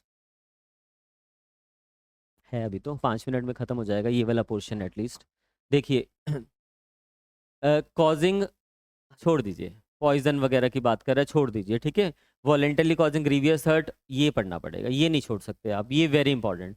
पहले हमारे पास सेक्शन होते थे इसके 326A और B, ठीक है। यहाँ से आइए आप, इंपॉर्टेंट है ये याद रखना। आईपीसी वाले सेक्शन भी याद रखने पड़ेंगे, ये वाला भी याद रखना पड़ेगा। 124 वॉलेंटरली कॉजिंग लिखा हुआ है grievous hurt by use of acid. आपने किसी के ऊपर एसिड गिराया, ठीक है, और सामने वाले को ग्रीवियस हर्ट में था ना डिसफिगरेशन ऑफ फेस, तो उसका चेहरा बिगाड़ दिया, तो कहाँ पे आ जाएगा, यहाँ पे आ जाएगा। जब भी हम एसिड क्या होता है, कोई भी कोर्सिव सब्सटेंस है ना, तो जब किसी के ऊपर गिरा रहे हैं तो वो यहाँ पे कवर हो जाएगा, लाइबिलिटी बन जाएगी। अब इसमें एक केस लिख लेना, Lakshmi versus state of union of India, landmark है। पूछ लेगा कि एसिड अटैक का कौन सा लैंडमार्क जजमेंट है, Lakshmi versus union of India, पता ही होगा वैसे ये वाला केस आपको सबको। Whoever causes permanent or partial damage or deformity to or burns or maims, disfigure, disables, बस याद रखो, छोड़ दो इतना, वापिस से क्या पढ़ेंगे अब इसको। आप याद रखो, एसिड गिराया, पूछा भी आपसे इतना ही जाएगा, इतनी डेप्थ में नहीं जा रहा है वो आपसे पूछने के लिए। एसिड गिराया तो सेक्शन है 124 का सबसेक्शन 1। बट अगर वो मेरा अटेम्प्ट था, यानी कि उसको कोई हर्ट वगैरह नहीं हो रहा है उससे, तब कौन सा सेक्शन आ रहा है, whoever throws or attempt to throw acid on any person or attempts to administer acid to any person or attempt to use any other means with the intention of causing permanently partial damage, deformity, burns, maiming, disfigures, disability or grievous hurt to that person shall be punished with imprisonment of, मतलब यहाँ पे मेरी intention है but मैं unsuccessful हूँ, याद रख लेना। वहां पे थ्रोइंग है और ये है अटेम्प्टिंग टू थ्रोइंग। पहले ये 326A भी हुआ करता था हमारे पास, अभी क्या है, अभी 124 का सबसेक्शन 1 में और सबसेक्शन 2 में दिया हुआ है। वहीं पे हेडिंग बना लेना, बस थ्रोज लिखा हुआ है और यहां लिख देना अटेम्प्ट टू थ्रो, ठीक है। आगे आ जाइए। एक ना ये पढ़ लो, इसका ये पूछ लेता है कई बार आपसे। For the purpose of this section acid includes any substance which has acidic coercive character और बर्निंग नेचर। एसिड में ये सारी चीजें आ जाएंगी। एसिड का मतलब कोई भी ऐसा सब्सटेंस जिसका बर्निंग नेचर हो, कोर्सिव यानी कि वही बर्निंग नेचर ही होता है वो भी, ठीक है, तो वो सारी चीजें इसमें कवर हो जाएगी। That is capable of causing bodily injury leading to scars, disfigurement, temporary और परमानेंट डिसेबिलिटी, जो ऐसा इफेक्ट कॉज सामने वाले को कर सकता है। वैसे पढ़ लेना, एसिड दिया हुआ है यहाँ पे। 125 वेरी इंपॉर्टेंट, 125 इज इंपॉर्टेंट। कैसे, हमने अभी 106 पढ़ा था, मैंने आपको बोला कि एक्सीडेंट हो गया, गाड़ी किसी के ऊपर चढ़ा दिया, वो पर्सन मर गया, तो कहाँ जाओगे, मतलब कहाँ लाइबिलिटी बनेगी। 106 में आपने गाड़ी चढ़ा दी बट वो पर्सन बच गया। 3 सिचुएशन हो सकती है, बहुत तेज गाड़ी चला रहे हो, ठीक है, आगे स्कूल है, 30 की स्पीड लिमिट है, बहुत तेज गाड़ी चला रहे हो बट कोई बच्चा बाहर आता ही नहीं और आप वहां से निकल जाते हो, यानी कि किसी को हिट ही नहीं किया। दूसरी सिचुएशन, आपने तेज गाड़ी से किसी को हिट कर दिया बट उसको छोटी मोटी चोट पहुंचती है। तीसरी सिचुएशन, उसको फ्रैक्चर वगैरह हो जाता है। चौथी सिचुएशन, उसकी डेथ हो जाती है। 4 सिचुएशन हो गई ना हमारे पास। पहली सिचुएशन, जब उसको कुछ हुआ ही नहीं बट मेरा एक्ट तो रैश एंड नेग्लिजेंट एक्ट है ना, वो भी यहाँ पे कवर हो रहा है। दूसरी सिचुएशन, मेरा एक्ट भी रैश एंड नेग्लिजेंट था, मैंने सामने वाले को चोट पहुंचाई बट वो सिंपल हर्ट था, तभी भी यहाँ पे कवर हो रहा है। मैंने सामने वाले को चोट पहुंचाई और वो ग्रीवियस हर्ट है, तभी भी यहाँ पे कवर हो रहा है। सामने वाले को मार ही दिया तो वो 106 में कवर हो रहा है। टिप्स पे याद रख लेना। केस लिखना यहाँ पे उपहार सिनेमा, आंसल ब्रदर्स का केस है, उपहार cinema case, Ansal brothers case, ऐसे लिख देना। दिल्ली में एक सिनेमा हॉल हुआ करता था, आग लग जाती है वहां पे, वो केस है ये बेसिकली। देखिए ध्यान से क्या लिखा है, whoever does any act so rashly और negligently, वहां पे भी तो यही लिखा होता था, rashly और negligently as to endanger human life और the personal safety of other। मैंने दूसरों की लाइफ को और सेफ्टी को सिर्फ एंडेंजर कर दिया, खतरे में डाल दिया, मैंने उनको कोई चोट पहुंचाई नहीं है, सिर्फ खतरे में डाला है, तो पनिशमेंट है shall be punished with imprisonment of either discretion for a term which may extend to 3 months और विद फाइन दिस। ठीक है, तो 3 महीने तक की छोटी पनिशमेंट है अगर हम किसी की लाइफ को ऐसा अपना कुछ कर। आप याद कीजिए अभी थोड़े टाइम पहले गुड़गांव में क्या हुआ था, एक झूला चल रहा है और वो टूट जाता है और कुछ लोगों की डेथ भी हो जाती है उसमें, तो कुछ लोगों को ग्रीवियस हर्ट भी हो जाता है। इसी सिचुएशन को अगर हम लें कि सपोज कीजिए एक फेयर लगा हुआ है कहीं पे और उस झूले को चेक करने के लिए अथॉरिटीज आती है और उन्होंने प्रॉपर केयर एंड प्रिकॉशंस नहीं ली हुई हैं उसके लिए, तो क्या है उनकी नेग्लिजेंस। नेग्लिजेंस है उनके पार्ट पे और नेग्लिजेंस है, और वो क्या कर रहे हैं, एंडेंजरिंग ह्यूमन लाइफ और पर्सनल सेफ्टी। चाहे कोई एक्सीडेंट नहीं भी होता तभी भी लाइबिलिटी बन जाएगी इस वाले सेक्शन में। दूसरी सिचुएशन, सपोज उस झूले से क्या होता है, एक्चुअल में उसका कोई स्क्रू वगैरह टूट जाता है और किसी को चोट लग जाती है, बट वो चोट इतनी नहीं थी कि वो 8 में से किसी एक में कवर कर रही है, तो कहां पे आएगा, ए वाले पार्ट में। Where hurt is caused shall be punished with this. Where grievous hurt is caused वो बी वाले में आएगा। सपोज अब किसी को चोट लग गई तो यहाँ पे आ जाएगा, बट अगर किसी की डेथ हो गई तब कहां जाएगा, 106 में। डिफरेंशिएशन याद रखनी पड़ेगी। एक चीज याद रख लेना जो यहाँ पे कंफ्यूजन हो सकती है, जो आपको ये 125 दिया हुआ है वो endangering the life of other के लिए दिया हुआ है, ठीक है, और उसमें हर्ट कॉज हो जाता है, तो ये ए बी सी ऐसे नहीं है, ए यहां से शुरू हो रहा है और बी यहां से शुरू हो रहा है। Endangering the life of other A में दिया हुआ है, और sorry hurt caused is A में दिया हुआ है और ये बी में दिया हुआ है। क्योंकि जो बाकी है ना, जैसे अभी हमने पढ़ा वॉलेंटरली कॉजिंग हर्ट, हमने पढ़ा वो 115(1) में दिया हुआ है, पनिशमेंट 115(2) में, सब में ऐसे ही है पूरा थ्रू आउट BNS। तो यहां मुझे कंफ्यूजन नहीं हो जानी चाहिए कि ये ए में था, ये बी में था और ये सी में था, गलत मत कर देना। ये 125 में दिया हुआ है, 125 के ए पार्ट में ये दिया हुआ है, बी पार्ट में ये दिया हुआ है। याद रख लेना, पूछा जा सकता है। पहले ये सेक्शन हुआ करते थे 326 में ये दिया होता था, 337 338 बिखरे हुए सेक्शंस थे बेसिकली। अब वो एक साथ हमने सारे कर दिए हैं। उपहार सिनेमा का केस यहाँ पे याद रखोगे। आगे आइए, थक गए हो ना, बट मैंने सोचा था आज किडनैपिंग तक पूरा करवाने के लिए, ठीक है, किडनैपिंग तक पूरा करवाने के लिए सोचा था कि ये तो ख़त्म कर ही देंगे ना। मेरी आदत रहती है मैं ज़्यादा बातें नहीं करता क्लास में, कि जैसे आज स्टार्टिंग में थोड़ी सी की ना कि कौन कौन क्वेश्चंस कर रहा है, तो वो बातें ना ही हो तो ज़्यादा अच्छा होता है, हम फोकस्ड रहते हैं गोल के ऊपर। वो सिर्फ मैंने इसलिए किया, वो इंपॉर्टेंट है आपके लिए MCQs ट्राई करना, ठीक है। अब 5 मिनट मुझे और दे दीजिए, एटलीस्ट रॉन्गफुल रिस्ट्रेंट और कन्फाइनमेंट खत्म कर देते हैं, है ना, ये 2 सेक्शन भी खत्म कर देते हैं, 5 मिनट सिर्फ। देखिए क्या होता है, आप क्वेश्चंस कर पाओगे ना ज़्यादा से। एक चीज़ याद रखना, कल क्लास है मेरी, कल सैटरडे है ना, कल मेरी क्लास होगी 12 बजे, आपको स्केड्यूल आज मिल जाएगा उसका। तो मैम की तो 2 बजे क्लास है, उसमें लिखा ही हुआ है 12 बजे मेरी भी क्लास रहेगी उसमें, सैटरडे को भी, क्योंकि सिलेबस अगर कवर करना है। मैं अपने जितने भी सब्जेक्ट्स हैं तीनों क्रिमिनल लॉज, बाकी वाले नहीं, सिर्फ क्रिमिनल लॉज तीनों आपको 3 जून तक खत्म करवा दूंगा डिटेल में ही। ऐसे नहीं कि फॉरवर्ड के करवाने वाली बात नहीं है, डिटेल में, मतलब चाहे मुझे फिर आगे संडेज भी लगाने पड़े बट मैं करवा दूंगा, सिर्फ इसलिए कि टाइमली हो जाए तो ज़्यादा अच्छा है हरियाणा वालों के पॉइंट ऑफ व्यू से, है ना। पंजाब के लिए तो अभी चलो टाइम है, बट पता चले बाद में उन्होंने भी जल्दी रख दिया, है ना। Of wrongful restraint and wrongful confinement करना है, कल करना है, बताओ थक गए हो तो कल, यहाँ से कल शुरू करेंगे हम, ठीक है। इतना पर आप अच्छे से रिवाइज कर लीजिए।